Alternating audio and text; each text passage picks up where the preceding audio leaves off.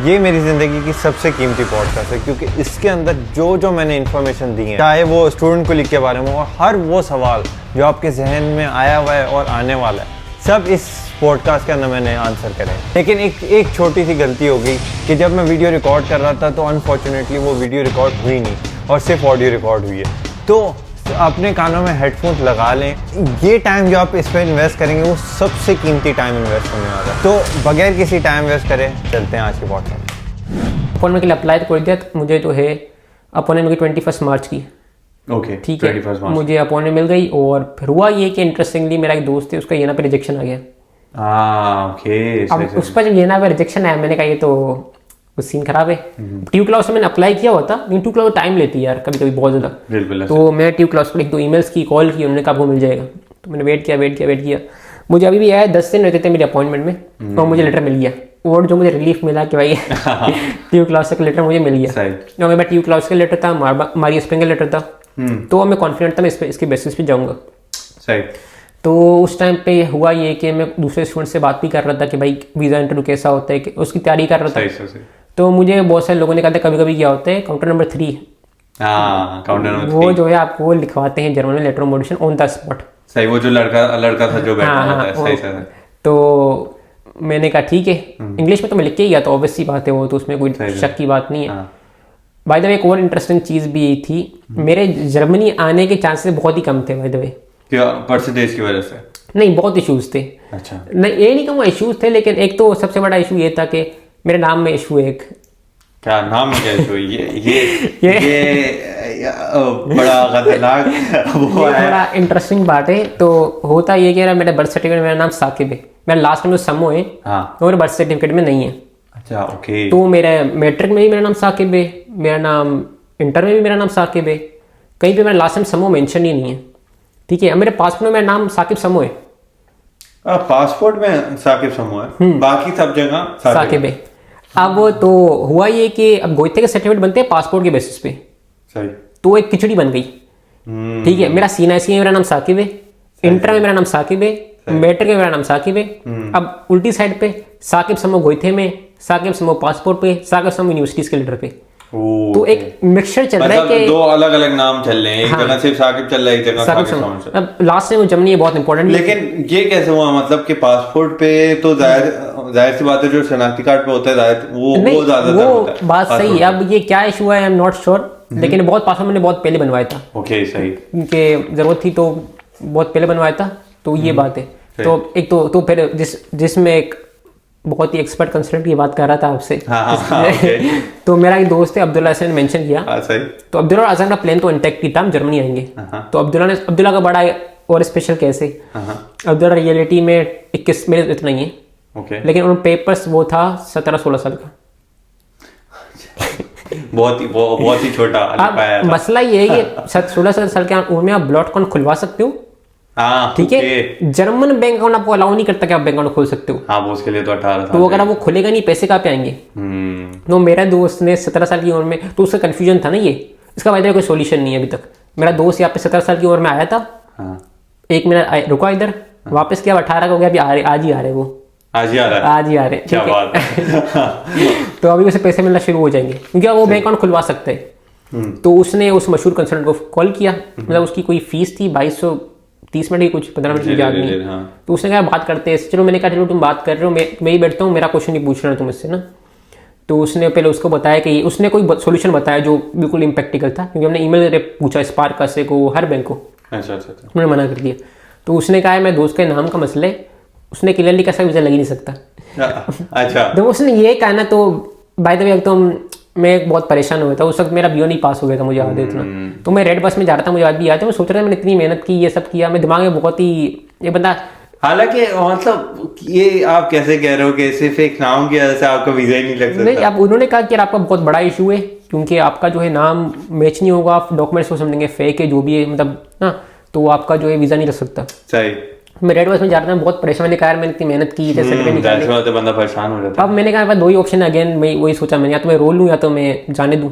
तो मैंने कहा जो होगा देखा जाएगा। मैं उसे भूल गया कि नाम को, मेरा नाम तो मैं ऐसा है ही नहीं, मैं उसे भूल गया, मैंने मेहनत की। तो अगेन जो बाय द वे मैंने एफिडेविट बनवाया था इस पे कि सेम ही बनते हैं, एफिडेविट बनता है डॉक्यूमेंट हाँ, सही। वेरिफिकेशन के लिए मैंने दिखाया कि भाई मैं सेम ही बंदा हूँ, नाम का बट डिफरेंस है। आप मेरा पासपोर्ट नंबर और CNS नंबर मैच कर लें, सेम ही है, नाम थोड़ा डिफरेंट है थोड़ी जगह पे। तो मैंने उसका एफिडेविट भी अटैच किया था अपनी फाइल में, वीजा फाइल में। हाँ, तो अगेन अब मैं बात करता हूँ वीज़ा वाले दिन की। सही।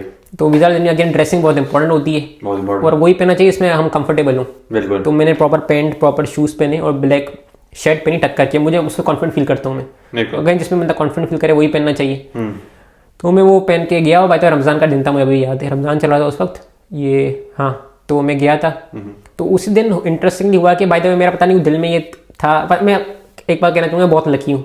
देखिए लक के मामले में मुझे कोई बीट नहीं कर सकता, ये अच्छी बात है। अगर लक एग्जिस्ट करता है तो मैं बहुत लकी हूँ, ठीक है। और मैं उसका बहुत ग्रेटफुल भी हूँ, यार ऊपर वाला हमेशा ही मदद करता है, ठीक है। तो हुआ ये कि मेरा ये प्लान था कि काउंटर में 3 वाला अच्छा बंदा है, मैंने बहुत उसकी पॉजिटिव सुनी थी कि अच्छा बंदा है, अच्छा। मैं सोचा, और बाय द वे मैं प्रिपेयर करके गया था घर से, अगर मुझे जर्नल में लिखवाएगा लेटर मोड मैं लिख के दूंगा अच्छा 2 पेज का, मैं बिल्कुल प्रैक्टिस करेंगे। अच्छी बात है, ये अच्छी बात है, ठीक है। तो मैं बिल्कुल प्रिपेयर हो गया। अब मैंने कहा काउंटर में 3 होपफुली आ जाए तो अच्छी बात है। By the way I don't think so ये काउंटर नंबर का मैं सोचना चाहिए था ना, ये फोर्स ओवर मैं सोच रहा हूँ प्लीज 3 आ जाए, 3 ना आया तो कॉन्फिडेंस डाउन हो जाएगा। मैं इतना डेस्परेट नहीं था, लेकिन मैं कहा आगे तो अच्छी बात है, उसमें मैं था। तो उस वक्त गया तो बहुत ज़्यादा रश थी, मैं पहली बार कॉन्सुलेट गया था उस वक्त, कराची कॉन्सुलेट, बहुत रश थी, मुझे समझ नहीं आती रश क्यों है इधर पे। तो पता चला कि यहाँ पे इकरा यूनिवर्सिटी के बच्चे आए हुए थे, और वो साथ में ट्रैवल वीज़ा लगवा रहे थे। तो बहुत ज़्यादा तादाद में इकरा यूनिवर्सिटी बच्चे थे, और जो प्राइवेट बच्चे, प्राइवेट मतलब जो इंडिविजुअल बच्चे थे, जैसे कि मैं हो गया और मास्टर्स, वो बहुत ही कम है, 4-5 लोग थे हम लोग, बाकी 50 से ज़्यादा लोग उनके देख रहे हैं यूनिवर्सिटी वाले। तो हमने में तो फुल रश चल रहा होगा। हाँ, तो हमने कहा भी हम तो इंडिविजुअल हमें पहले जाने थे, ये तो बहुत सारे बच्चे, तो उन्होंने। लेकिन गए तुम अकेले ही ना? कहाँ पे? क्या कहते वीजा के लिए ना? हाँ ऑब्वियसली वो तो इंडिविजुअली। ओके। तो हुआ ये कि उन्होंने कहा ठीक है, तो counter number 1, by way 4 counter Karachi consulate में, जिससे नहीं पता, 1 2 3 4। तो काउंटर नंबर 1 2 और 4 को उन्होंने अलॉट कर दिया कि इकरा यूनिवर्सिटी बच्चों से डील करेंगे। सेम मेरा वाला सीन हो रहा। आपका सेम हुआ था मतलब?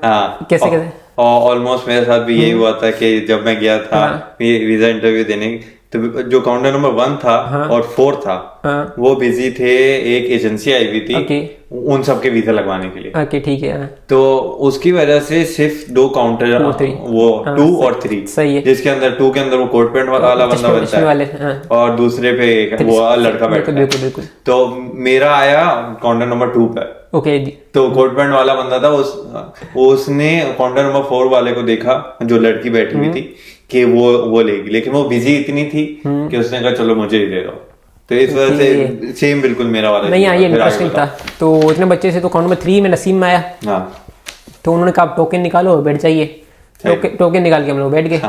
तो मुझे आज भी याद है, मैं था, 2 मास्टर्स के स्टूडेंट थे, एक लड़की थी एक लड़का था, 2 स्पाउस वीजा वाले थे, और एक लड़का था जो प्राइवेट यूनिवर्सिटी में रहता, आई थिंक आखन नाम है, आई थिंक जो बर्लिन में, नाम आर्डन यूनिवर्सिटी तो शायद सिटी है। तो वो पहली बार उसकी रिजेक्शन आ गई थी प्राइवेट पे।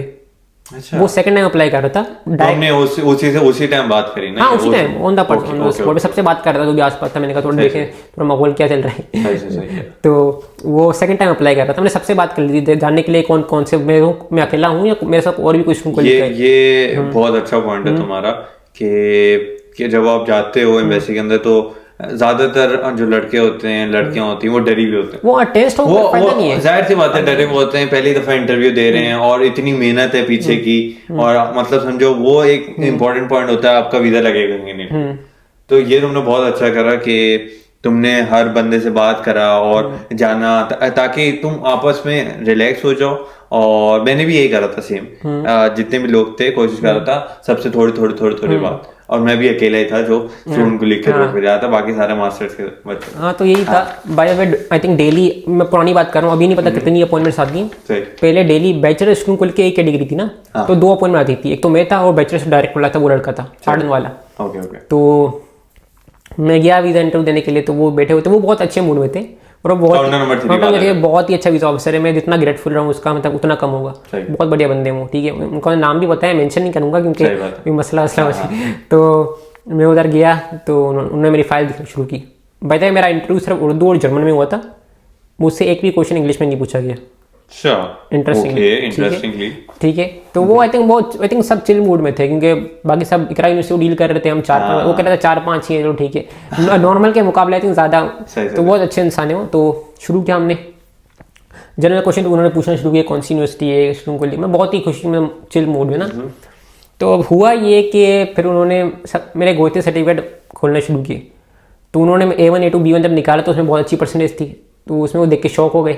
अच्छा, तुमने समझो जो फाइल बनाते हैं उसके अंदर सबसे टॉप पे तुमने जो B1 नहीं, सबसे टॉप पे तो वो जो डॉक्यूमेंट होते हैं वो जो आप फिल करते हैं वो लगाया था। वो मैंने वो लिस्ट वाइज ही रखा था, मतलब वो खुद निकाले जा रहे थे ना। वो उन्होंने सिर्फ CV निकाले, CV के इंपॉर्टेंट डेटा उन्होंने एंटर की और बाकी मेरे सर्टिफिकेट निकाल दिया उन्होंने जल्दी।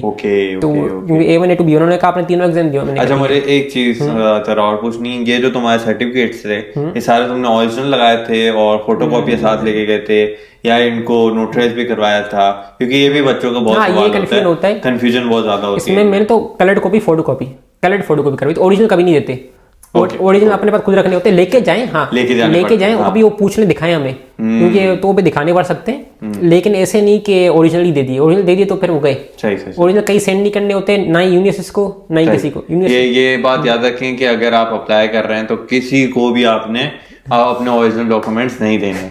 सही है। तो फिर तुम कलर कॉपी लेके गए थे सब? देखो बात ये थी, जब मैंने व्हाइट फोटो कॉपी कराई ना, वो पढ़ने में नहीं आती, वो दिख ही नहीं आता 83 क्या है वो। अच्छा, बहुत वो होता ही है कि कभी कभी सर्टिफिकेट को आप कोटिंग करा दो, थोड़ा पुराना हो जाता है, तो आप उसे करते हो तो सही नहीं हो रहा था। सही। तो मैंने कलर कॉपी कराते हैं, दिख जाएगा क्लियरली और क्या चाहिए। लेकिन तुमने इन डॉक्यूमेंट्स को नोटराइज नहीं करवाया? नोटराइज तब करवाते जब आप किसी यूनिवर्सिटी को सेंड कर रहे हो, तब मैंडेटरी होता है 100% तब तो। लेकिन इसमें नहीं। असल में मैंने क्योंकि जब मैं वैसे ही गया था तो मैं वो वाले डॉक्यूमेंट्स भी सारे नोटराइज करवा के गया था। उसमें मसला नहीं है, वो तो कोई बुरी बात नहीं है ना, हो तो इट्स ओके। ओके, मतलब इतना कोई इशू नहीं है कि आप करवा भी सकते हैं, लेकिन जो भेजे जाते हैं डॉक्यूमेंट उनको आपको लाजमी नोटराइज करवाना पड़ता है। किसी भी आप नोटरी से जाके करवा सकते हैं। हाँ, एक बड़ा इंटरेस्टिंग केस भी हुआ था। मेरे एक दोस्त ने सिट आउट कॉलेज में अप्लाई किया था, तो उसने डॉक्यूमेंट्स वगैरह सारे सेंड कर दिए, उसकी रिजेक्शन आ गई। ठीक है, अब रिजेक्शन आउट ना पे तो आती ही नहीं है, सबको लेटर मिल जाते हैं। तो उसने कहा सर्टिफिकेट देखना, मेरा एप्लीकेशन बाय द वे, क्योंकि बहुत सारे बच्चों की एप्लीकेशन करता है, पाकिस्तान में बहुत फ्री टाइम था, तो मैं यही कर रहा होता था, किसी का प्रोसेस कर लिया फ्री में, मतलब अपना भी करता था, खुद का भी करता था, किसी और का भी। मेरे दोस्त ने कहा देख लो यार, उसने लॉगिन डिटेल भेजी, लॉगिन किया तो मैंने पूछा, उन्होंने कहा मेरा कोई नोटराइज नहीं थे, तो नोटराइज डाउन हुआ तो रिजेक्शन ही आ गई। मैंने कहा कितना मौका उसने गवा दिया। सही बात है। तो बात था यही है। हुआ ये कि अकाउंट नंबर 3 मैंने दिया, तो उसने A1 A2 B1 का मेरा जब देखा सर्टिफिकेट, तो उसने जर्मन में शुरू हो गया। तो उन्होंने कहा अभी आप जर्मन में, तो मैंने कहा ठीक है। वो बहुत ही बेसिक क्वेश्चन थे, अगर किसी को भी A2 की जर्मन या B1 की भी आती, B1 जर्मन के होंगे तो वो आराम से बात कर सकते हैं। ठीक है ना? क्या सवाल थे? हाँ, वॉस माखन जी, हम वोकन डे, वी आर जिंजी। मतलब ये तो आप A1 और A2 लेवल के अंदर A2 और B1, थोड़ा B1 वाला भी, के भाई वरू मोशन थी डॉशन स्टूडियरन। ठीक है, थोड़े बड़े क्वेश्चन है, तो कंफ्यूज नहीं है, तो देखना चाहते हैं क्या सच में बंदे पास स्किल्स हैं नहीं है। सही है। तो उन्होंने ये दिखाई, तो A1 A2 B1 का सर्टिफिकेट उन्होंने अपने साथ वाले काउंटर वाले को भी दिखाया कि भाई इसके अच्छे ग्रेड थे। तो मैंने कहा थोड़ा अच्छी बात है। अच्छा, आपने बराबर वाले? हाँ, क्योंकि वो उसमें उन दोनों के बीच में मिरर होता है, जैसे कि हम दोनों बैठे हुए हैं। अगर मैं काउंटर बनवा रहा हूँ तो बीच में सिर्फ मिरर ही है, और उनके बीच में वो भी होता है स्पेस, वो बात कर सकते हैं। बिल्कुल। तो वो दिखा रहा था शीशे से कि भाई A1 B1 सर्टिफिकेट तीनों लगा के ना। क्या बात है। तो मैंने कहा चलो अच्छी काउंटर नंबर 2 वाले को दिखा रहा। हाँ। तो मैंने कहा चलो अच्छी बात है कोई। तो फिर बात है इंटर की। तो उसने कहा आपने इंटर कब किया? मैंने कहा मैंने इस ईयर में किया। तो उसने कहा ठीक है, परसेंटेज कितनी है? तो मैं कहा 55% है। तो उसने वो, मतलब ऐसे नहीं, कोई बंदा होता है ना इरिटेट हो जाता है या तो गुस्सा नहीं, उसने मुस्कुराया, कहा चलो कोई बात नहीं है ना, कोई इशू की बात नहीं। तो आपने मुझे क्वेश्चन पूछा कि आप इंटर में परसेंटेज कम क्यों है? अच्छा, पूछा उसने। हाँ। अब मोस्टली बच्चे आई थिंक वहाँ पे घबरा जाते हैं, जब सच्ची बात जो है। लेकिन मैं आई थिंक प्लान कर रहा था, मैंने जवाब क्या देने हैं। तो मैंने कहा एक तो उर्दू में ही मैंने जवाब दिया, क्योंकि उसने उर्दू में ही पूछा था। उन्होंने उर्दू में पूछा, मैंने जवाब दिया। मैंने कहा क्या देखें, एक तो मैंने सच कहूँगा मैंने इतने एफर्ट्स नहीं डाली। ठीक है, चाहता हूँ मैं कोई झूठी कहानी बना सकता था। मैंने कहा सच जो है, एक तो मैंने इतने एफर्ट्स नहीं डाले, दूसरी बात देख सकते हैं कि सिंध बोर्ड के अंदर पिछले साल में कितने बच्चे फेल हो रहे हैं।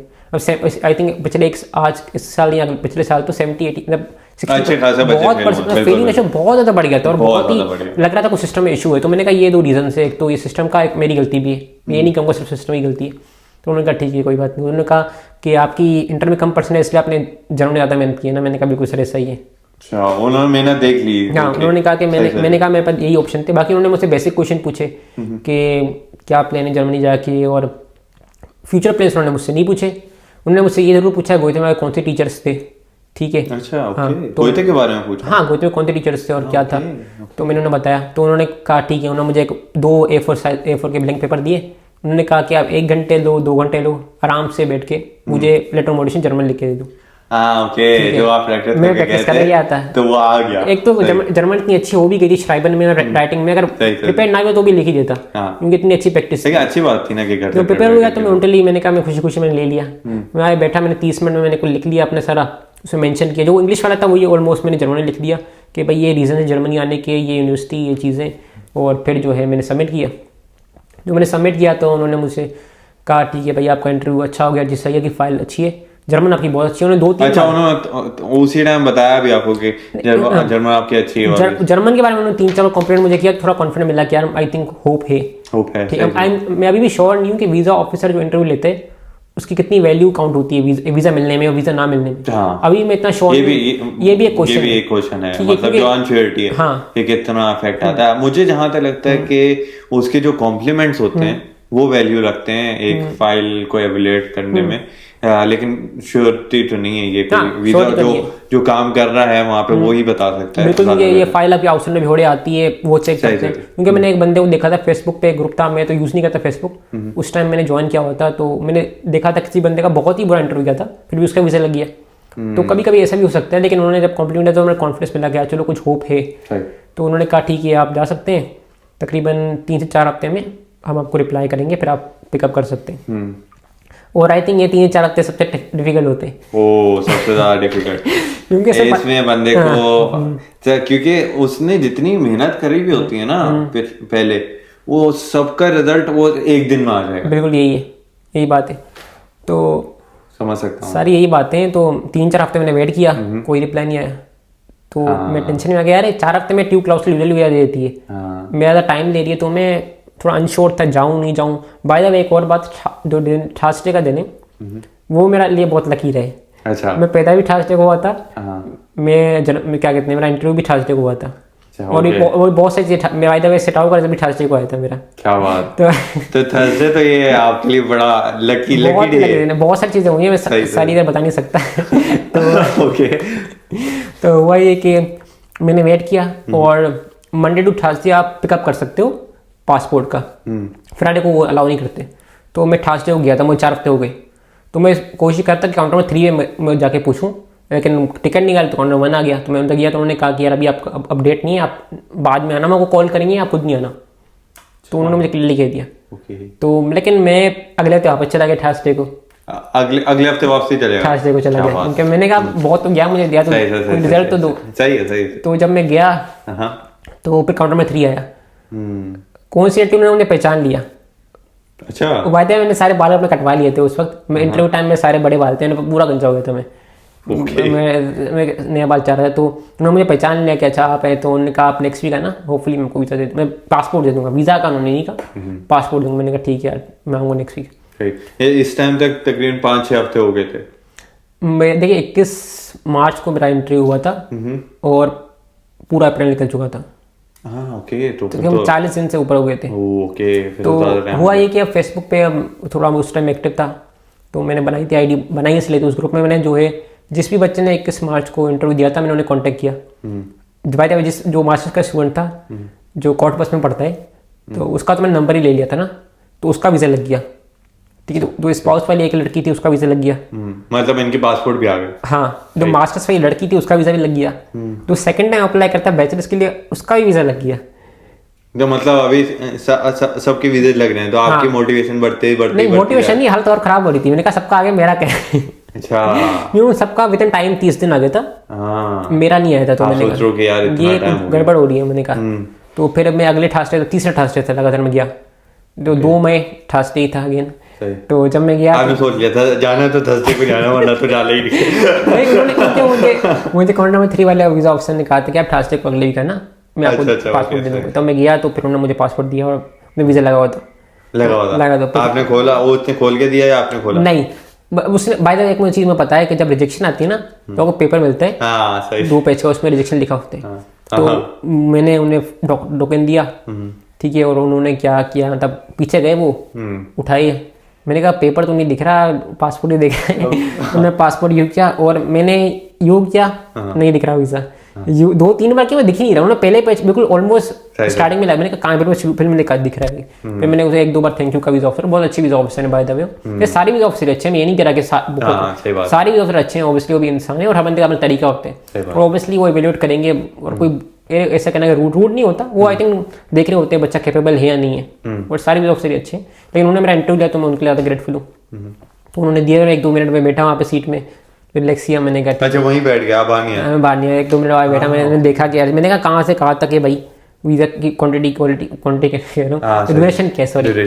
तो अभी तो 1 साल के भी लग रहे हैं, मेरे बहुत सारे दोस्तों के लगे कराची से। लेकिन तुम्हारा मेरा 6 मंथ का लगा था। 6 मंथ का। ओके। इंटरेस्टिंगली बात ये भी है, मतलब पहले थर्सडे को आया था और सेकंड थर्सडे में अकेले आया था।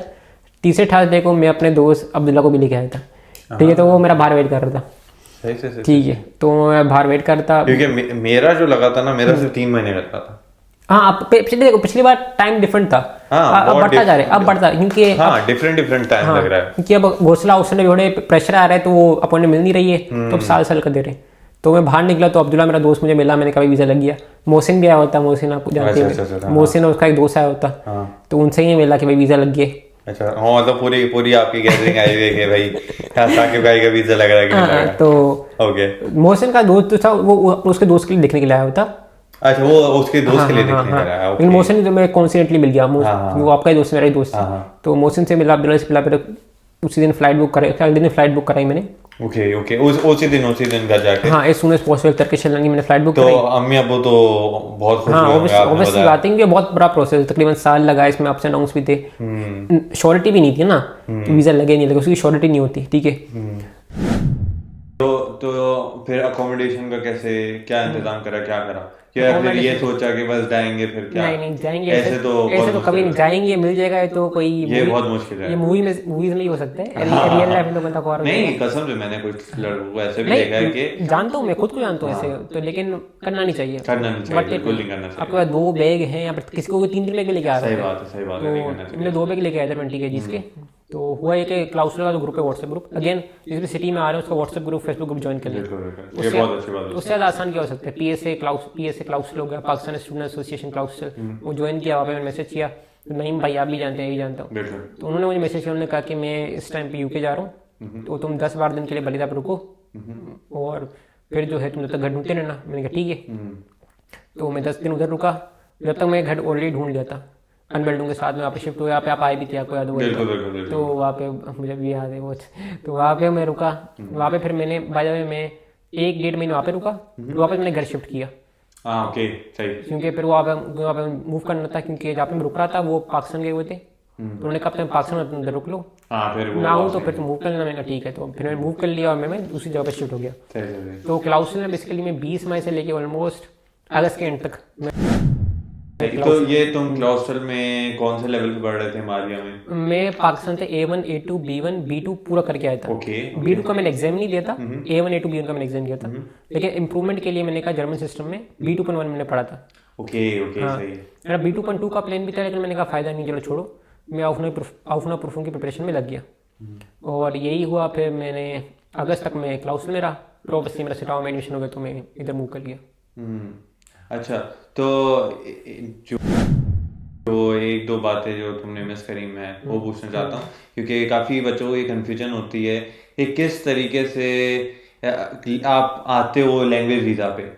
तो लैंग्वेज वीज़ा वाला बच्चा जो होता है उसको जॉब करना अलाउ होता है, कैसे एक्सपेंसेस कैसे पूरे करता है? जब तुम क्लाउसल में थे तो तुम्हारे क्या एक्सपेंसेस आ रहे थे, और तुम कैसे मैनेज कर रहे थे वो सारे? क्योंकि मुझे लगता है कि जॉब का क्या सिनेरियो होता है, काम कर सकते हैं बच्चे या क्या लगता है?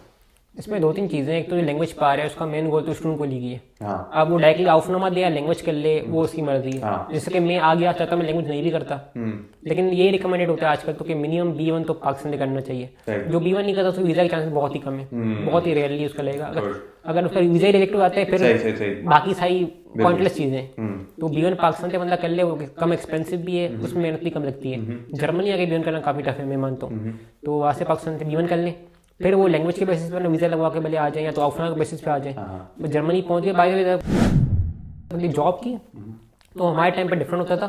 जैसे मेरे वीज़ा पे लिखा हुआ था मैं जॉब नहीं कर सकता, ठीक है, लेकिन तब तक रूल चेंज हो गया था कि हर स्टूडेंट क्वालिफाइड लैंग्वेज वाला बच्चा काम कर सकता है। अभी जो पाकिस्तान के वीज़ा लगे वो डायरेक्टली लिखा हुआ है आप काम कर सकते हैं, उसमें कन्फ्यूजन है ही नहीं। तो मैंने घोषणा उसने बेडो को ईमेल की कि भाई मुझे जो है रूल चेंज हो गया, मुझे वर्क परमिट चाहिए।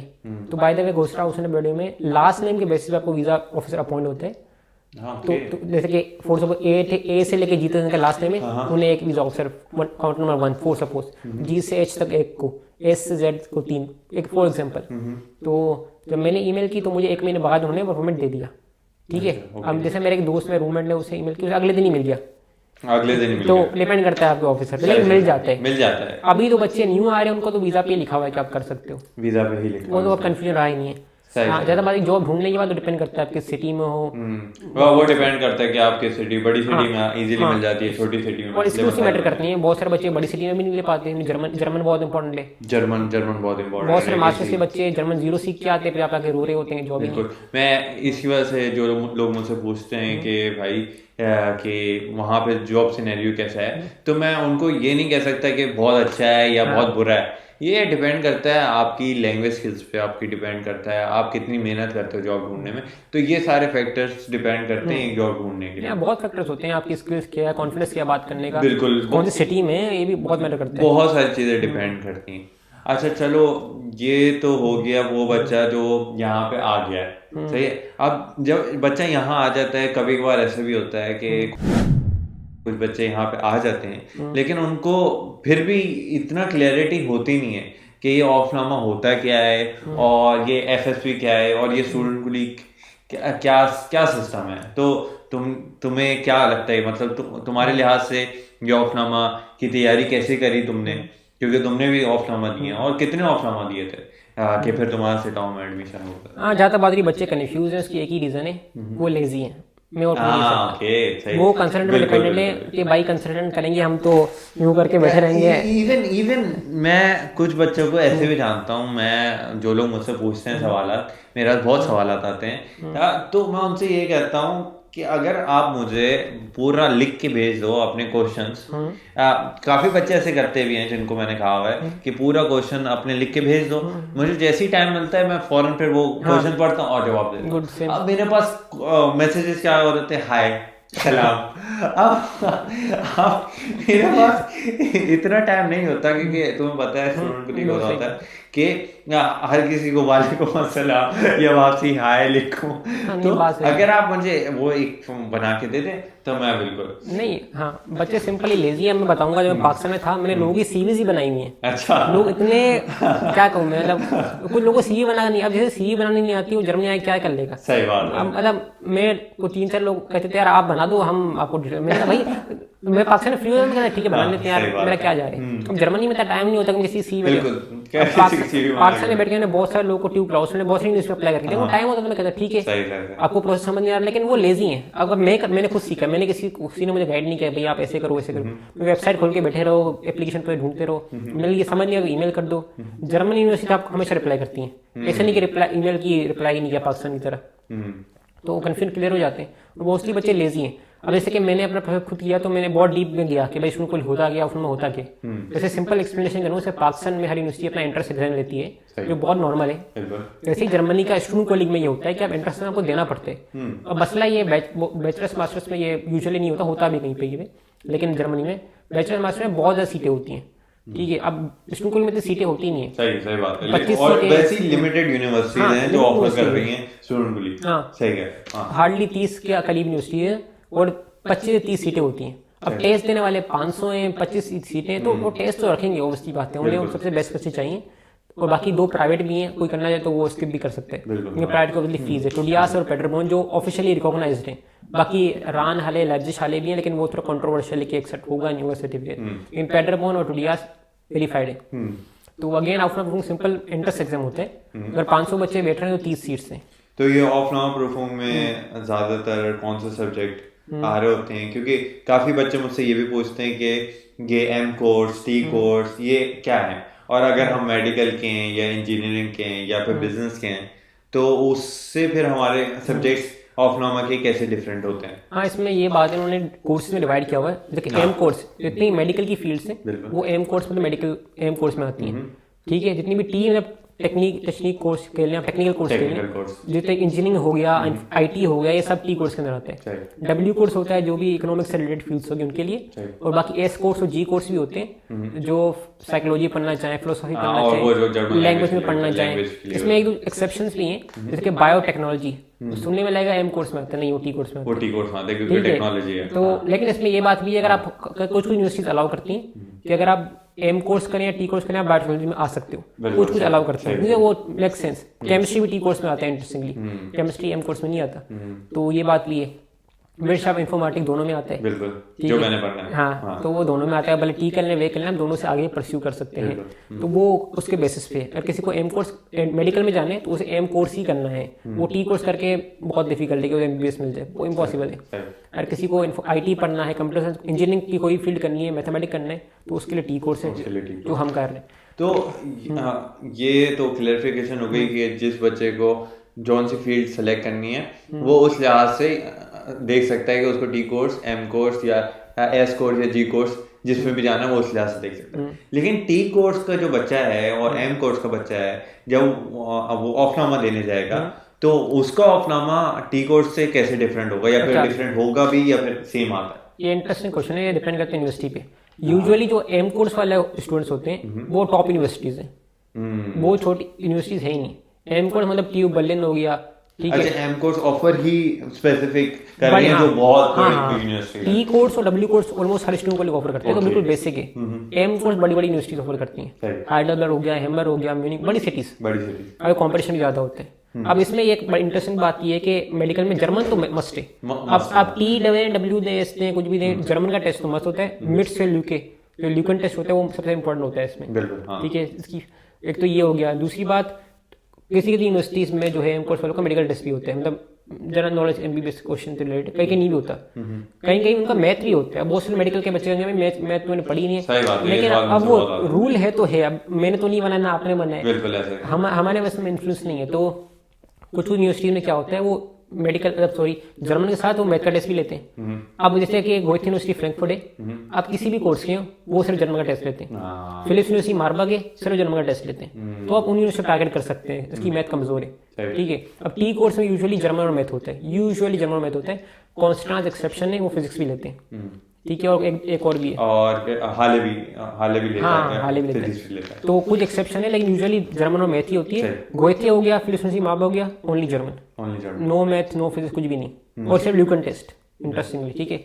लेकिन मैंने सुना है कि एम कोर्स के लिए जर्मन, मैथ कुछ, लेकिन फिजिक्स और केमिस्ट्री ये दोनों सब्जेक्ट्स उनटे शीट करते हैं, मतलब वो डिपेंड करता है यूनिवर्सिटी पे, वही यूनिवर्सिटी डिपेंडेंट है। बिल्कुल, यही मैंने मैसेज भी करा था जो जिन लोगों ने मुझसे पूछा था कि अगर आप एम कोर्स के लिए जा रहे हैं तो हर यूनिवर्सिटी के पेज पे लिखा होता है कि उसके ऑफनामा में क्या है। बिल्कुल, हर यूनिवर्सिटी का डिफरेंट होता है, तो वही तो बच्चों की थोड़ी सुस्ती है। हाँ, मैंने यही कहा कि आप थोड़े से, अगर आप मेहनत करें, थोड़ी सी रिसर्च कर लें, उस यूनिवर्सिटी का नाम लिखें, उसके आगे ऑफनामा प्रूफिंग लिख लें, तो उसका एक पेज खुलेगा, बस आप वो खोल के देख लें और थोड़ा सा पढ़ लें। हाँ, वहाँ पे हर चीज अवेलेबल होती है। और उसको अगर जर्मन नहीं आ रही तो उसको ट्रांसलेट कर रहे हैं इंग्लिश में, तो आपको साफ साफ दिख जाएगा कि कौन सी यूनिवर्सिटी कौन से सब्जेक्ट्स ले रही है।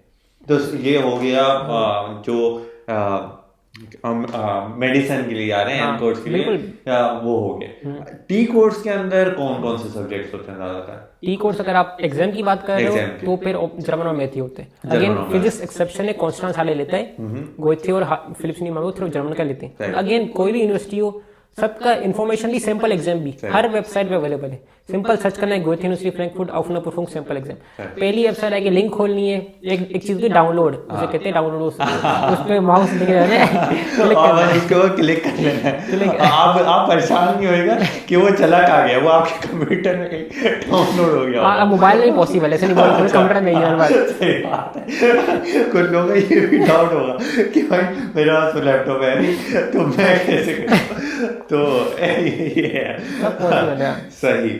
तो ये तो हो गई क्लियरेंस ऑफनामा की। हाँ, लेकिन ऑफनामा के जर्मन का जो टेस्ट है उसके अंदर ज्यादातर तो मित्सुलुके मैंने सुना है जो, लेकिन ये मित्सुलुके है क्या क्या क्या आता है? मित्सुलुके ल्यूकन टेस्ट होता है। मैं एग्जांपल देता हूँ। लुकन टेस्ट क्या होता है? ल्यूकन टेस्ट होता है फिल इन द ब्लैंक्स। अब मैं एग्जांपल देता हूँ, इंग्लिश में देता हूँ। लिखा हुआ है आई डैश गो और सी लिखा हुआ है। आपने एक वर्ब या वर्ड या नाउन फिल करना है। आई सी डैश गो क्या हो सकता है? Okay, I see dash go go, I can not गो।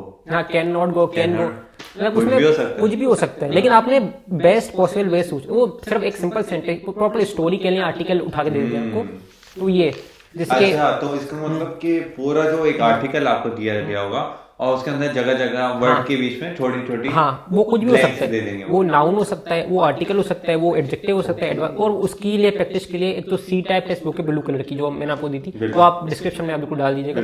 और ल्यूकन टेस्ट के लिए मित्सुलुके के बेआइंस में B1 और B2 है।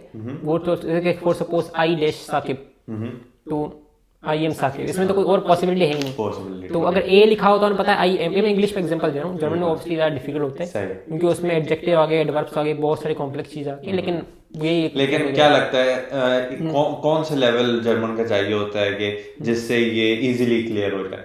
मतलब B1 B2 मुझे लगता है कि एक ऑप्टिमम लेवल है इसको क्लियर करने के लिए। और ज्यादातर जो मैंने जो ऑफनामा दिए हैं तो उसके अंदर जो मैंने ऑब्जर्वेशन थी मेरी, वो जिस बंदे ने B1 सही तरह करा हुआ है तो वो क्लियर कर सकता है ये। और मैं कहूँगा कि जो एक टेस्ट होता है लैंग्वेज का वो काफी डिफरेंट होता है मित्सुलुके। तो जिस बंदे ने मित्सुलुके कभी भी सॉल्व नहीं करी और चाहे उसका C1 लेवल ही क्यों ना, वो नहीं कर पाएगा, वो कभी नहीं कर सकता, कभी भी नहीं कर मित्सुलुके। सिंपल बात ये है, मैं वो आप डिस्क्रिप्शन में फाइल डाले, जो सी टाइप ब्लू कलर की बुक है सी टेस्ट, वो बिल्कुल A1 से शुरू होती है, आपको याद होगा। मित्सुलुके B1 B2 तो बहुत हाई लेवल हो जाएगा। किसी को ल्यूकन टेस्ट का 0 भी नहीं पता, वो से जर्मन आती है, वो जर्मन आनी चाहिए, इसलिए जर्मन आती है।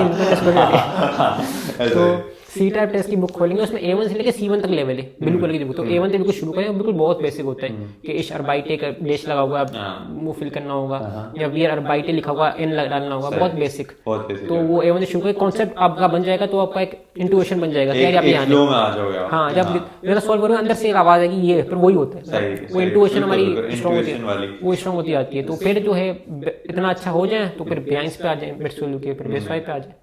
तो ये ऑफनामा की तैयारी जो होती है ना, आप जितनी जल्दी स्टार्ट कर सकते हैं वो बेहतर होता है, ताकि आप सी की पूरी बुक खत्म कर लें, मित्सुलुके की पूरी बुक खत्म कर लें। और मैं कहूँगा ये नहीं कि सिर्फ सॉल्व करते रहें और आगे बढ़ते रहें, देखें कि आपकी गलतियां हो कहाँ नहीं। ये इम्पोर्टेंट है, ये बहुत इम्पोर्टेंट है। मैंने बच्चों को देखा है जो पूरी सी की बुक सॉल्व करेगी, लेकिन आज तक एंड वाले के अंदर भी वही गलती कर रहे हैं जो उन्होंने पहले। बात सही, गलतियां कहाँ पे हुई है? एडजेक्टिव की गलती है, वर्ब की गलती है, नाउन की गलती, आर्टिकल की गलती सबसे ज्यादा होती है। आर्टिकल की गलती सबसे हमसे भी होती है, हम इतना आगे पढ़ चुके हैं, क्योंकि बिल्कुल बेसिक भूल जाते हैं कि बॉल का क्या होता है, देर होता है, दिवस 10 होता है। आर्टिकल और आर्टिकल पर डिपेंडेंट है, गेनेटिव कर रहा हूँ मैं, डाटिव कर रहा हूँ मैं, नॉमिनेटिव कर रहा हूँ, कुछ भी कर रहा हूँ, आर्टिकल नहीं बता, वापस सब फजूल है, बाकी सब फजूल है। फिर ये छोटी छोटी मिस्टेक्स होती हैं, बहुत छोटी छोटी। इवन जो एडजेक्टिव की एंडिंग होती है ना, एक एडजेक्टिव है और उसके एंड में कौन से ई लग रहा है, EN लग रहा है या ER लग रहा है, जो भी लग रहा है ना, वो बहुत छोटी सी बात है लेकिन बहुत काउंट होगी, उससे आपको पूरा एक नंबर चला जाता है, इजीली एक नंबर चला जाता है। तो बच्चे कर तो लेते हैं पूरी बुक सॉल्व, लेकिन बात वही है कि अपनी मिस्टेक्स तो आप इम्प्रूव नहीं करें। तो जो भी आप करें सॉल्व, आप देखें उसके अंदर कि आपकी कहाँ गलती हो रही है, और फिर उसी को आप देखें, यूट्यूब से पढ़ लें, उसी टॉपिक को रिवाइज कर लें, ताकि आपका वो वाला टॉपिक पक्का हो जाए। तो ये तो हो गई हम जर्मन की तैयारी। अब ये बताओ कि जिस बंदे ने मैथ की तैयारी करनी है वो मैथ की तैयारी कैसे करे? मैथ की तैयारी के लिए अगेन मैं लिंक्स बनाए हुए हैं, मैंने जिस ग्रुप से मैं एक्टिव कोई मांगते हैं मैं सेंड करता रहता हूँ, पता नहीं कितने मैंने सेंड किए हुए हैं। सही, मुझे आपने भेजे में मैं ऐसा करूंगा ग्रुप का लिंक के, क्योंकि वीडियो के डिस्क्रिप्शन में वीडियो दी ऑर्गेनिक केमिस्ट्री ट्यूटर करके नाम का यूट्यूबर है, बहुत अच्छे यूट्यूबर है, फिजिक्स हो मैथ हो हर सब्जेक्ट को पढ़ाते हैं। तो मैंने मैथ वही से सीखी है, बाय द वे मैं झूठ नहीं कहूँगा, मैंने उससे सीखी है, बहुत इजीली सिखाते हो, मतलब किसी को 0 से भी किसी ने मैथ नहीं पढ़ी वो भी पढ़ सकते हैं, ठीक है। तो उसमें हर टॉपिक्स हैं, जो भी इंटीग्रेशन, डेरिवेशन, इंपॉर्टेंट ट्रिग्नोमेट्री के टॉपिक्स भी हैं, उसमें सारे टॉपिक्स हैं जो हाफ एन आवर में आते हैं। तो बाय द वे एक और चीज़, जब भी टेस्ट सॉल्व पे टाइमर लगाया करें, मतलब ल्यूकेन टेस्ट ही हो, तो एग्जाम का माहौल क्रिएट करें, एक टाइमर लगाएं, उसे सॉल्व करें, तो उससे प्रेशर क्रिएट होता है। ऐसे नहीं कि 1 घंटा लगा दिया 20 मिनट वाले टेस्ट पे, तो वो नहीं होगा। क्योंकि कोई तीन स्टूडेंट मैंने टेस्ट दिया था, उसमें 30 मिनट का टेस्ट था और 4 टेक्स्ट थे, 4 पेजेस। तो टाइम लगा करें ताकि तो प्रेशर क्रिएट हो, आप गलती करने की गुंजाइश बढ़ेगी। सही एग्जाम में कर सकते हैं। एक टाइमर लगा के सॉल्व करें। और ये अभी बच्चे मुझसे पूछते हैं कि भाई मैथ के टॉपिक्स हैं। अब बात सारी ये है कि हर यूनिवर्सिटी के अलग अलग टॉपिक्स हैं। हाँ बिल्कुल, ये इंटरेस्टिंगली सेटॉ में ट्रिग्नोमेट्री नहीं है, तो मैं ट्रिग्नोमेट्री पढ़ा ही नहीं था। क्यों पता, मैं देखा मैं क्यों टाइम लगा ट्रिग्नोमेट्री। सही बात है। मैंने वेबसाइट किया ट्रिग्नोमेट्री देखी, मैं सैंपल एग्जाम में भी ट्रिग्नोमेट्री नहीं है। मैंने वे कोर्स का भी चेक किया, ए कोर्स का भी चेक किया, दोनों अवेलेबल होते हैं। तो मैंने कहा ट्रिग्नोमेट्री नहीं है, ट्रिग्नोमेट्री नहीं पढ़ूंगा, मैं क्यों टाइम लगा। बिल्कुल, इससे बहुत टाइम बच सकता है आपका ना। आप जो भी यूनिवर्सिटी के अंदर आप अप्लाई कर रहे हैं, जो भी यूनिवर्सिटी के अंदर आप दे रहे हैं अपना एग्जाम, आप उसकी एक दफा जाके यूनिवर्सिटी की शक्ल देख तो लें, थोड़ा वेबसाइट खोल के तो देख लिया। तो आपको दिख जाएगा वहां पे कि कौन से वो हैं, कौन से टॉपिक्स आ रहे हैं मैथ के अंदर। फिर आप सिर्फ उसी की तैयारी करें और उस एक टॉपिक को उठाएं और उसको आप यूट्यूब पे लिखें और जो भी वीडियोस आ रही हैं वो देखें और उसकी प्रैक्टिस कर लें। उसके सबसे आसान सवाल से सबसे मुश्किल सवाल तक सब सॉल्व कर लें, ताकि अगर कोई मुश्किल सवाल भी आए तो भी आप आराम से उसको सॉल्व कर सकें। तो ये तो हमारी हो गई मैथ की तैयारी। और मुझे लगता है कि मैथ और जर्मन जिसकी स्ट्रांग होती है, ज्यादातर वो फिजिक्स को टैकल कर लेता है। फिजिक्स का मैंने जहां तक हाल का जो पेपर दिया था मैंने, वो इतना मुश्किल नहीं आया था। मतलब जो जिसने थोड़ी बहुत भी बेसिक 12th के अंदर पढ़ी होती है, 12th 11 के अंदर फिजिक्स, वो अगर जर्मन में उसको फिर दुआ कन्वर्ट करके पढ़ ले तो हो जाता है सॉल्व। ये है कि मतलब अगर आप दे रहे हैं कि कहीं पे टी कोर्स का और जिसके अंदर फिजिक्स है, हाल कॉन्स्टेंट नहीं, बाकी में तो नहीं है। बाकी और मैंने जैसे फिजिक्स की तैयारी ही नहीं करी थी, क्योंकि मैंने सोचा अगर सिर्फ हाले के अंदर ही फिजिक्स आ रही है तो मैंने सोचा वही टाइम में अपना मैथ के अंदर इन्वेस्ट कर लेता हूँ। मैथ सब में आता है, मैथ सबके अंदर आता है। सही, तो ये तो हो गया हमारा कि हम किस तरीके से ऑफनामा की प्रैक्टिस करें। सही, अब ये बताओ तुमने कितने के अंदर ऑफनामा दिए थे? हाँ ये थोड़ा इंटरेस्टिंग, मैंने मतलब 5-6 दिए थे। एक तो मैंने शुरू किया था फाकाउशुले कील से। ओके। तो कील लगता है हैम्बर्ग के पास, जैसे नहीं पता, बिल्कुल ये नॉर्थ में डेनमार्क के पास लगता है कील। तो कील में गया था, मेरा पहला एक्सपीरियंस था। हाँ ओके। मैं अकेले ही गया था, कोई मुझे इंडियन पाकिस्तान तक मिला नहीं था जो मेरे साथ टेस्ट देने चले, तो मैं अकेला ही गया था। तो वहाँ पे गया मैं, तो पहला वहाँ पे नए लोग बच्चों से मिला, मैं स्टूडेंट से, कुछ वियतनाम में सबसे ज़्यादा पॉपुलेशन आती है स्टूडेंट को निकले, तो मैंने देखा वहाँ भी बहुत सारे वियतनामी थे, उनसे मिला, उनसे बात की थोड़ी। पहला एक्सपीरियंस था। एक लोगों से मिला, वो सेकंड टाइम दे रहे थे वो, वैसे मैंने कहा ये भी होता है, ठीक है। तो फिर मैं वहाँ पे टेस्ट किया, तो जर्मन का एग्जाम वहाँ पे आया था। ल्यूकेन टेस्ट भी था, उसमें श्राइबन भी था, शायद राइटिंग। ओके, राइटिंग भी था। राइटिंग भी था और इसमें बाकी ग्रामर भी थी। राइटिंग मतलब आपने पिक्चर देख के स्टोरी बनाई थी, आपके पास 4 पिक्चर्स थी और आपने एक स्टोरी क्रिएट करनी है। ओके, खुद से। ओके। तो जर्मन एग्जाम तो बहुत इजी लगा मुझे। आई थिंक उसकी वजह ये थी, मैंने पाकिस्तान में जर्मन इतने एफर्ट्स डाल लेते कि मुझे वो जर्मन इजी लग रही थी। मैथ बिल्कुल जीरो तैयारी थी, मैं झूठ नहीं कहूँगा। मैथ में 1-2 क्वेश्चन सॉल्व कर पाया, अगर 10 क्वेश्चन होंगे तो मैं 1-2 कर पाया, सच्ची बात है। मुझे पता चल गया था कि मैथ का बहुत बेकार गया मेरा। By the way interestingly usually कील में सीटें ज़्यादा होती हैं किसी भी स्कूल को लेकर। उस वक्त 70 सीटें थी, 72। तो मेरा, अगर मेरा मैथ अच्छी होती तो मेरा हो जाना चाहिए था। मतलब ये दोनों की बता रहे हो या सिर्फ टी कोर्स की? सिर्फ टी कोर्स की। सिर्फ टी कोर्स की 70 सीट? वहाँ पे अनाउंसमेंट की थी उन्होंने, मिस आई थी, उन्होंने कहा कि तकरीबन 70। और कितने बच्चे आए थे? बच्चे तो बहुत ज्यादा। FH की जो है one of the first starting वाला एग्जाम होता है, बहुत जल्दी होता है, बहुत रश आती है। ये बहुत जल्दी होता है, तो हर बच्चा किसी, जब ओबियसली बच्चों का एडमिशन होता है ना तो माइनस हो जाते हैं। अब सारे ही आते हैं, तो FH में बहुत रश था, मुझे याद है 500 से इजीली ऊपर होंगे, 500-600 तो होंगे। लेकिन 72 सीट्स में अगर मेरी मैथ अच्छी होती तो मेरा हो जाना चाहिए था। ये मोस्टली बच्चे मैथ में नहीं फंसते, वो जर्नल में फंसते हैं। जितना मैंने नोटिस किया, मोस्टली बच्चों की मैथ उनकी होम कंट्री बचपन से ही पढ़े होते हैं, स्ट्रॉन्ग होती है। मेरी जर्मन स्ट्रॉन्ग थी ज़्यादा, तो मेरा उधर एडमिशन नहीं हुआ। फिर मैंने दिया था टेस्ट नोर्डहाउसन का, जो ऑनलाइन होता है। ऑनलाइन बहुत ही बेकार एग्जाम होता है उनका, कुछ समझ ही नहीं आ रहा होता क्या सीन है। बहुत ही कम, समझ आ रहा होता है, ऐसी बात नहीं है, लेकिन मतलब बहुत ही कॉम्प्लेक्स था उनका, ऑनलाइन तो था, जर्मन और मैथ था उसमें, तो वो भी मेरा उसमें मेरा एडमिशन नहीं हुआ। ठीक है, फिर मेरा नेक्स्ट टाइम था गोएथे यूनिवर्सिटी फ्रैंकफर्ट का, जिसमें मैं कॉन्फिडेंट था क्योंकि मेरी जर्मन स्ट्रॉन्ग है, उसमें सिर्फ जर्मनी आता है, जर्मनी आता है। मैथ का भाई मेरे पास एक इंटरेस्टिंग बात, जितनी भी यूनिवर्सिटी हेसन स्टेट के अंदर आती है उनका एक ही दिन पर टेस्ट होता है, तो अब सब में टेस्ट नहीं सकते, एक टाइम पे 5 जगह पे नहीं हो सकते। मारबर्ग, गोएथे, ट्यू ड्रामस्टेड, कासल, एक और यूनिवर्सिटी नाम बोल रहा हूँ, उन सब का एक ही दिन पे होता है टेस्ट। तो मेरा 22 जून को टेस्ट हुआ था, तो मैंने गोएथे चूज किया। मेरे पास ट्यू ड्रामस्टेड का लेटर भी था क्योंकि उसमें मैथ भी थी, तो मैंने कहा मैं नहीं दे रहा, मैं गोएथे दूंगा। ओके, तो क्योंकि सिर्फ गोएथे के अंदर सिर्फ जर्मन आ रही है, तो इस वजह से तो कॉन्फिडेंट थे कि गोएथे के अंदर तो चांसेस बहुत ज्यादा बहुत हाई चांसेस हैं। और मेरा टेस्ट बहुत अच्छा हुआ, लिक्विड टेस्ट, जितना मैंने सोचा था बहुत डिफिकल्ट था, लेकिन आई थिंक मेरी प्रैक्टिस अच्छी थी, तो मेरा टेस्ट बहुत अच्छा हो गया, लेकिन सीट मुझे नहीं मिली। तो मैं थोड़ा डिसअपॉइंटेड था, तो मैंने ईमेल की गोएथे को पूछने के लिए, कितने मार्क्स रहेगा, तो आप तकरीबन 5-10 मार्क्स से पॉइंट्स से, नॉट मार्क्स, पॉइंट्स मुझे नहीं पता कितना मार्क्स होते हैं उसमें, तो उसने कहा इससे वजह से आप ले गए, और सीटें बहुत कम थी। मुझे 25 से सीट होती हैं, फिर बहुत ही कम, मुझे याद है टोटल हर चीज मिला के, एम कोर्स, टे कोर्स, वे कोर्स 35 बच्चे उन्होंने उठाए, 37। ओह, और फ्रैंकफर्ट जैसी अभी जब मैंने टेस्ट दिया है तो तकरीबन उसके 2 दिन टेस्ट हुए। हमारी भी 2 शिफ्ट हुई, 2 दिन नहीं 2 शिफ्ट। हाँ, नहीं अभी दो शिफ्टें भाई, बकायदा एक के अंदर भरा हुआ, फिर दूसरे के अंदर। हाँ वही ना, एक तो मेरी सुबह वाली शिफ्ट थी और शाम वाली अलग शिफ्ट थी, वो लोग आ रहे थे, हम लोग जा रहे थे, तो इतने बच्चे थे, तो ऑब्वियसली बात है उनमें से बहुत सारे बच्चे 2-3 साल जर्मनी में रह चुके होते हैं, तो एक ये फैक्टर भी होता है, लेकिन वो मैं एक्सक्यूज नहीं करूंगा, ऑब्वियसली मेरा पॉइंट्स कम थे तो इस वजह से नहीं हुआ।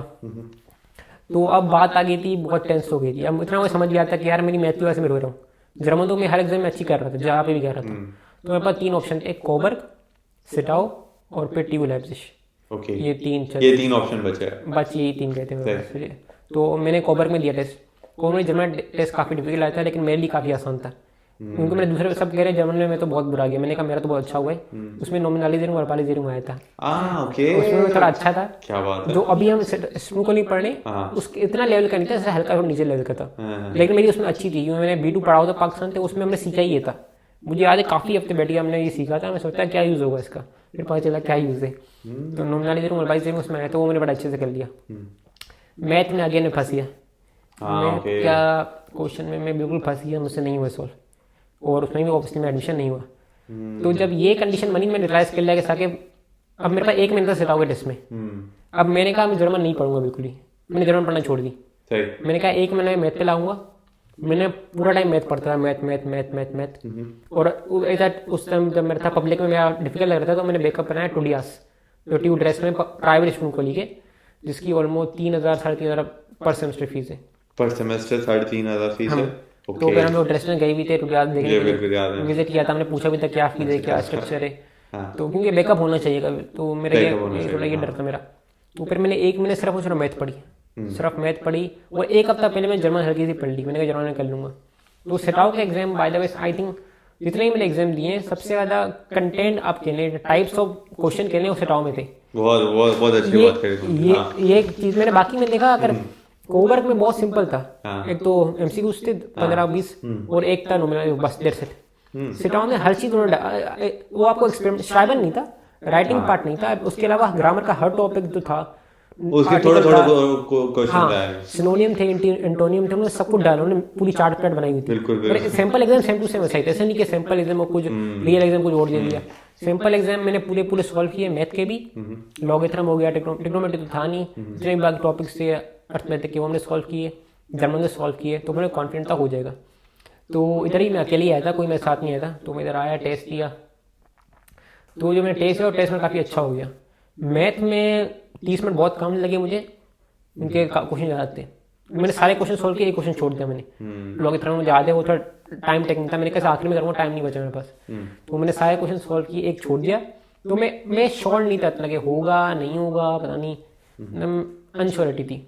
तो वापसी में फिर मैं कुछ इंस्टीट्यूट से भावेश से मिला, मैं ट्रेन स्टेशन पे, ठीक है, तो मेरे अच्छे दोस्त से भी, उनसे मिला, एक और लोगों से मिला जो अभी भी स्टूडेंट कॉलेज में है, तो फिर तो जर्मन बहुत अच्छा गया, लेकिन जर्मन तो बहुत ही अच्छा गया, बहुत अच्छा गया, लेकिन मैथ का ये था कि टाइम कम मैथ था। अच्छा गया, एक क्वेश्चन छूट गया टाइम की वजह टाइम की से, वजह से। क्योंकि सिर्फ जो मुझे याद है सिर्फ 30 मिनट होते 30 मिनट होते हैं हैं। और अच्छे खासे मैथ के अंदर ठीक ठाक सवाल और होते एक हैं। Interesting part by the way, किसी को ना पता हो तो कैलकुलेटर अलाउ नहीं होता किसी भी हाँ, किसी भी एग्जाम में कैलकुलेटर अलाउ नहीं। सही बात है। इंटरेस्टिंगली एक एक्सेप्शन है, कोबर्ग में अलाउ था।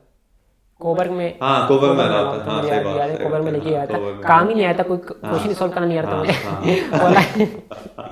वो अलग बात है, मैंने कहा लेके ही क्यों आया उससे। सही। तो लेकिन कोबर्ग में अलाउ था, बाकी तो कहीं पे भी कहीं अलाउ मैंने है। सुना नहीं है, ठीक है। तो अगर कोई प्रैक्टिस कर रहा है तो बगैर कैलकुलेटर के करे, क्योंकि अलाउ नहीं होता। हाँ, क्वेश्चन भी ऐसे आते हैं, दिमाग वाले आते हैं, ऐसे नहीं कि 90 मल्टीप्लाई 112 ऐसा कुछ नहीं आएगा, इतना आते हैं कि आप सॉल्व कर लीजिए, बेसिक आपकी कैलकुलेशन है। तो सिटावा मेरा हो गया, और सिटावा में अगेन मुझे तो इसका मतलब तुमने लाइव टेस्ट में नहीं दिया एग्जाम? वो बताता हूँ, मेरा एडमिशन हुआ तो मैं नहीं दिया था। हाँ, ओके। तो ट्यूसडे को जो है मैंने टेस्ट दिया था, और थर्सडे को एक इंटरेस्टिंग बात, इतनी मैं रिजल्ट चेक किए थे ना, मैं क्लाउसर में था उस वक्त।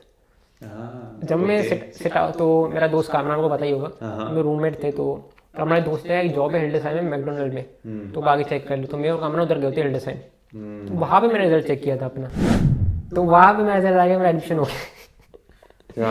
तो क्या खुशी हुई? हाँ, तो 100% खुशी का रिलीफ मिला कि चलो रियाज में नहीं जाना, क्योंकि रियाज में ओबियसली अच्छा बुरा की बात नहीं कर रहा, तो फाइनेंशियली जो चीज़ होती है, फिर जॉब करनी पड़ी, ज़्यादा पढ़ाई पे कितना फोकस होगा।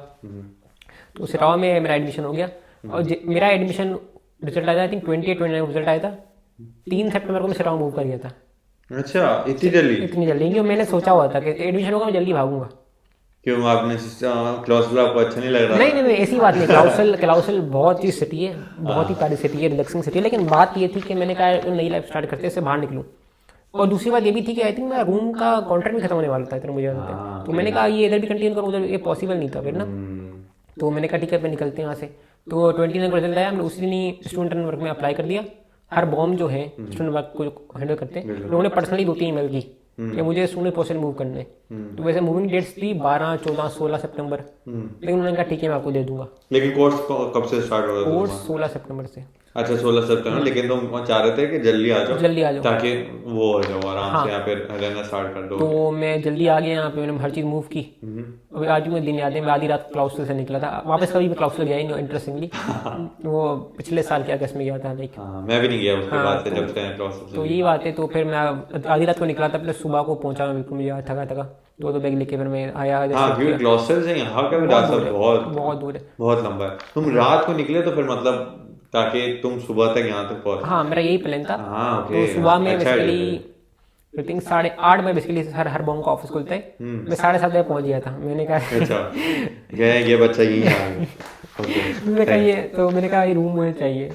तो सर ने की भी कॉन्ट्रैक्ट तो ऑलरेडी हो गया था, साइन के आपस ट्रांसफर तो ऑलरेडी हो चुके होते हैं, बस कीज मिली, मेरा शिफ्ट हो गया। अच्छा, और फिर मेरा कोर्स स्टार्ट हुआ 16 सितंबर तक, मुझे याद है।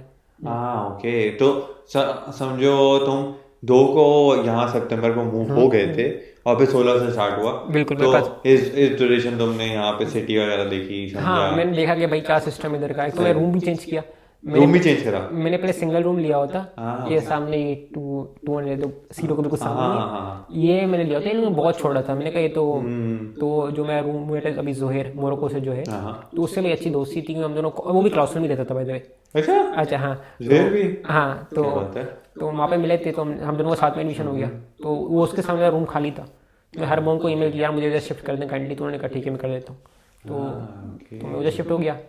तो थोड़ा आई थिंक वो डबल का ये होता है, थोड़ा आपको रूम एडवांटेज ज़्यादा होता है, किचन भी थोड़ा बड़ा होता है। सिंगल में आपको एक मतलब अगर ये रूम है ना, इधर ही किचन इधर ही बेड, मतलब बिल्कुल दिख रहा है। बिल्कुल, ये तो है। मैं खुद क्लाउसल में सिंगल रूम में रहता था, तो मुझे अंदाजा है कि सिर्फ एक बहुत छोटा सा कमरा होता है आपका, उसी के अंदर आपका बाथरूम भी होता है और किचन भी उसी के अंदर होता है, तो बहुत कंजेस्टेड। हाँ, एक तो ये भी होता है कुछ खाना बनाए ना, तो वो सारी स्मेल कपड़ों में जा रही है, बेड पे वो बहुत, मैं सो रहा हूँ, बेड मेरा किचन इधर मुंह पे दिख रहा है मतलब। हाँ, वो क्योंकि बहुत एग्जॉस्टिंग सा होता है ये भी, और आपके घर आते हो आप, किसी का कोई मदद चाहिए, किसी को बुला भी नहीं सकते घर पे, कहते कोई स्पेस ही नहीं होती स्पेस कि ही आप- नहीं होती, बिल्कुल। तो शेयरिंग में ये होता है कि आपका रूम थोड़ा बड़ा होता है। मेरा अभी भी इतना कोई नहीं है, लेकिन एटलीस्ट मेरा किचन और वॉशरूम अलग है, तो वो टेंशन कम है कि तो मैं यही पूछना चाहता हूँ कि सिंगल रूम, मैं भी सिंगल रूम में रहा हूँ, तो सिंगल रूम और शेयर्ड में क्या क्या एडवांटेजेस होते हैं और क्या क्या बुराई होती है? अभी तक तुम्हारा एक्सपीरियंस, तुम दोनों में रहे मैं हो। दोनों में रह चुका हूँ, लेकिन सिंगल रूम में कभी नहीं रहा। मैं सिंगल अपार्टमेंट, वो बहुत वो बड़ा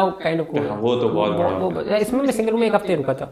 एक चीज में अगर किसी को बिल्कुल अकेले रहना पसंद है कि भाई मुझे बिल्कुल अकेले ही रहना है, सही। कि मेरा वॉशरूम हो, मेरा किचन हो, बर्तन पड़े हो, अगर किसी का ये माइंड सेट है तो उसके लिए सिंगल से सिंगल कहीं बड़ा अगर अच्छा भी हो सकता है कि किचन थोड़ा हल्का सेपरेट हो, देन इट्स ओके। अब इतना भी छोटा ना हो कि सांस लेने की जगह ही नहीं है और बहुत ही कंजेस्टेड हो जगह। शेयरिंग में आई थिंक ये जो मुझे बेनिफिट मिला है, 100% रूममेट अच्छा होना चाहिए। रूममेट का अच्छा है तो हर चीज अच्छी है। मेरा रूममेट अच्छा है। अब ठीक है, हमारी कोई ऐसे रूल्स नहीं है कभी तुम कचरा निकाल लेना, कहीं मैं निकाल लूंगा। भरा होता है मैं निकाल देता हूँ, भरा होता है वो निकाल देते हैं, ठीक है। और भी कोई इशू नहीं, कहीं मुझे कोई चीज़ खत्म हो, कोई टमाटर चाहिए उससे ले लिए, मसाले चाहिए उससे लिए, उसने मेरे से ले लिए, तो ये बेनिफिट बहुत हाई होता है। मैं क्योंकि हॉस्टल में रहा हूँ, दोनों में रहा हूँ, मैं वहां पे भी क्लॉस्टन में भी अकेले रूम था और स्टूडेंट इन बुनहेम था, यहाँ पे मेरा शेयर्ड अपार्टमेंट है।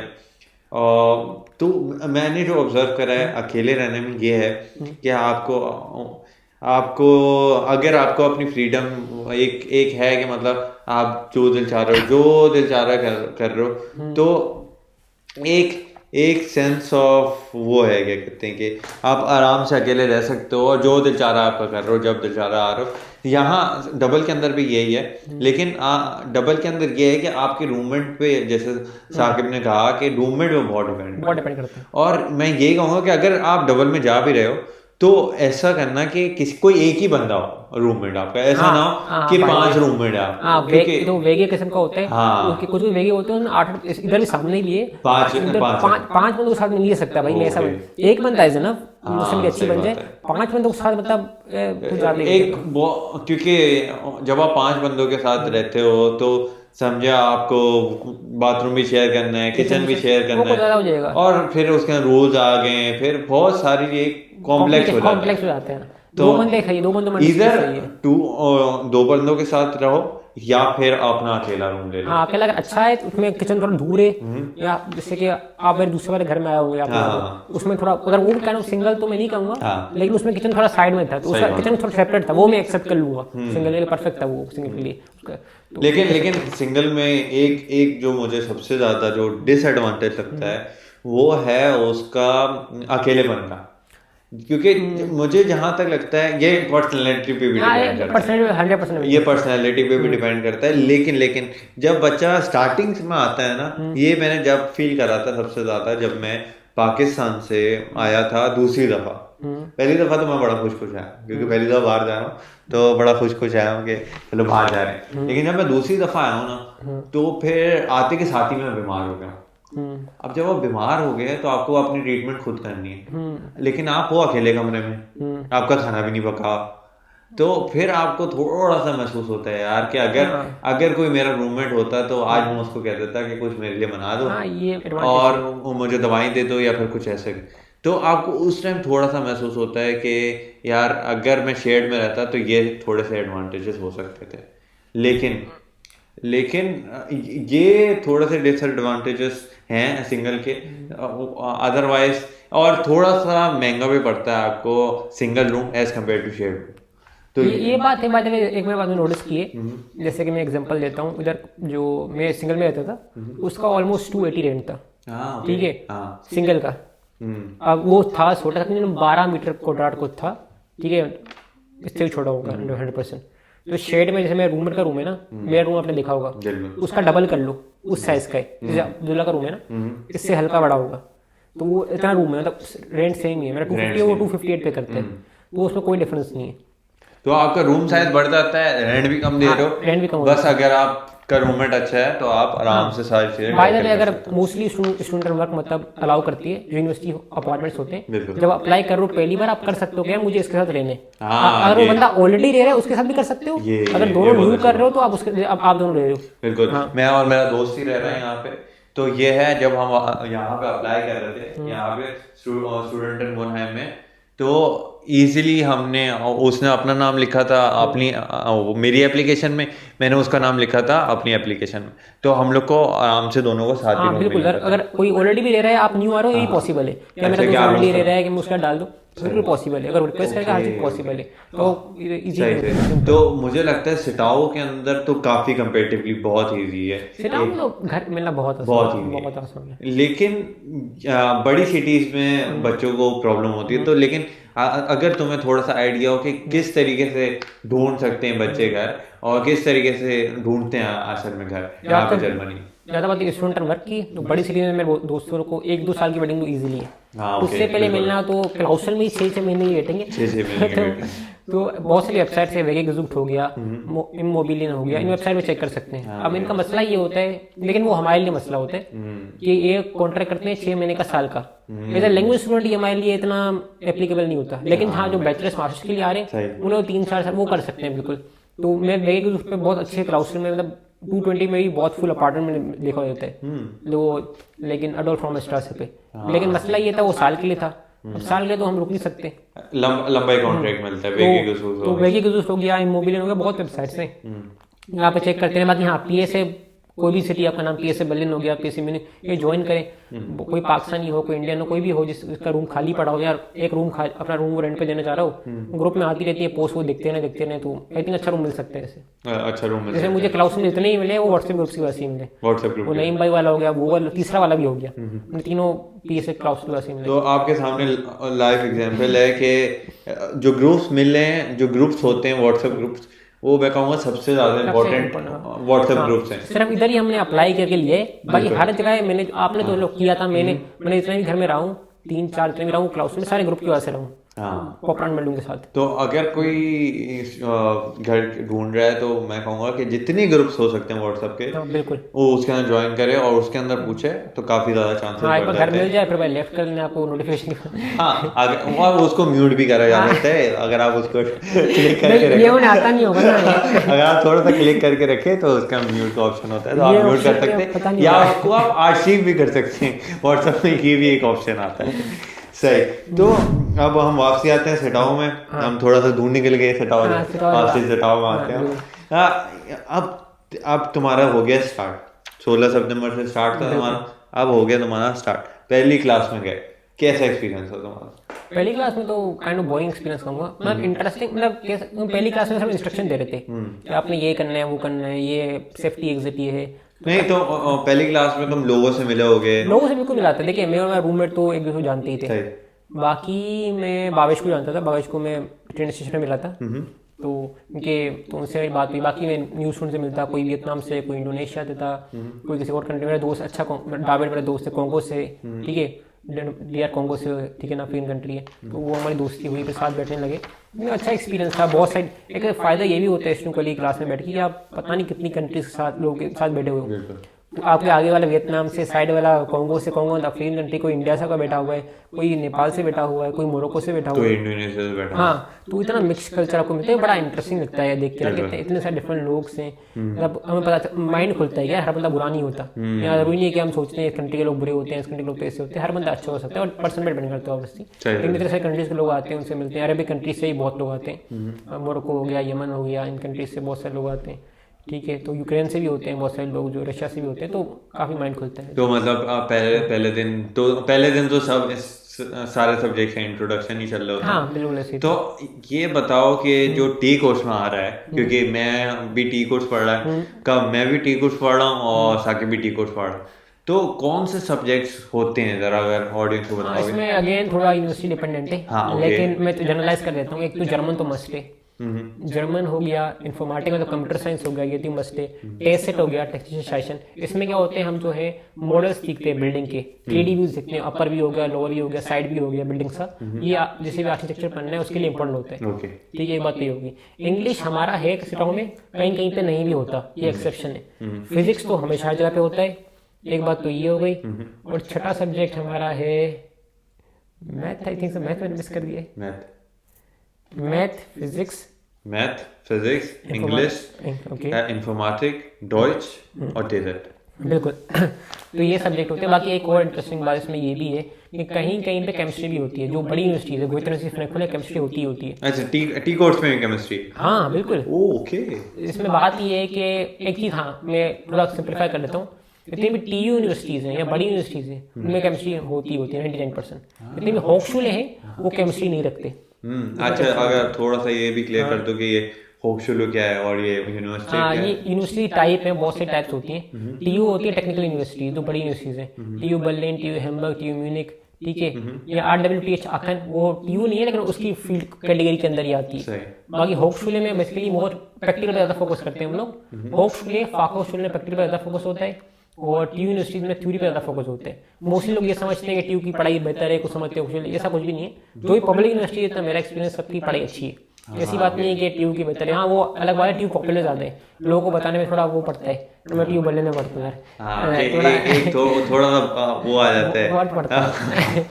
मतलब एक वो होता है यार, मैं तो उसी में से पढ़ा हूँ। बड़ा ये इंडिया पाकिस्तान तो बच्चे आते हैं ना, वो ये फर्क नहीं पड़ता पढ़ के आए हैं, क्वालिटी क्या है, यूनिवर्सिटी का नाम। जो लोगों को बताएं यार मैं तो भाई MIT में पढ़ रहा हूँ, फॉर एग्जांपल, ये मैं तो इस बड़ी यूनिवर्सिटी में पढ़ रहा हूँ, टीयू बर्लिन, टीयू म्यूनिख में पढ़ रहा हूँ, पढ़ रहा है कि नहीं पढ़ रहा है ये वो अलग बात है, ताकि वो पढ़े, तो इसलिए वो सोचते हैं। और लेकिन ऐसी बात नहीं, ऑप्शन में पढ़ाई अच्छी है। बिल्कुल ऐसा ही। तो जिसने, मुझे लगता है जिसने थोड़ा सा प्रैक्टिकल साइड पे जाना है वो होक्सुले सेलेक्ट कर ले, और जो जिसने थ्योरी पढ़नी, क्योंकि ज्यादातर टीयू के अंदर थ्योरी पे ज्यादा फोकस होता है, ज्यादा कह सकते हैं। इसमें एक और चीज भी है, इसमें डुअल स्टूडेंट भी होते हैं।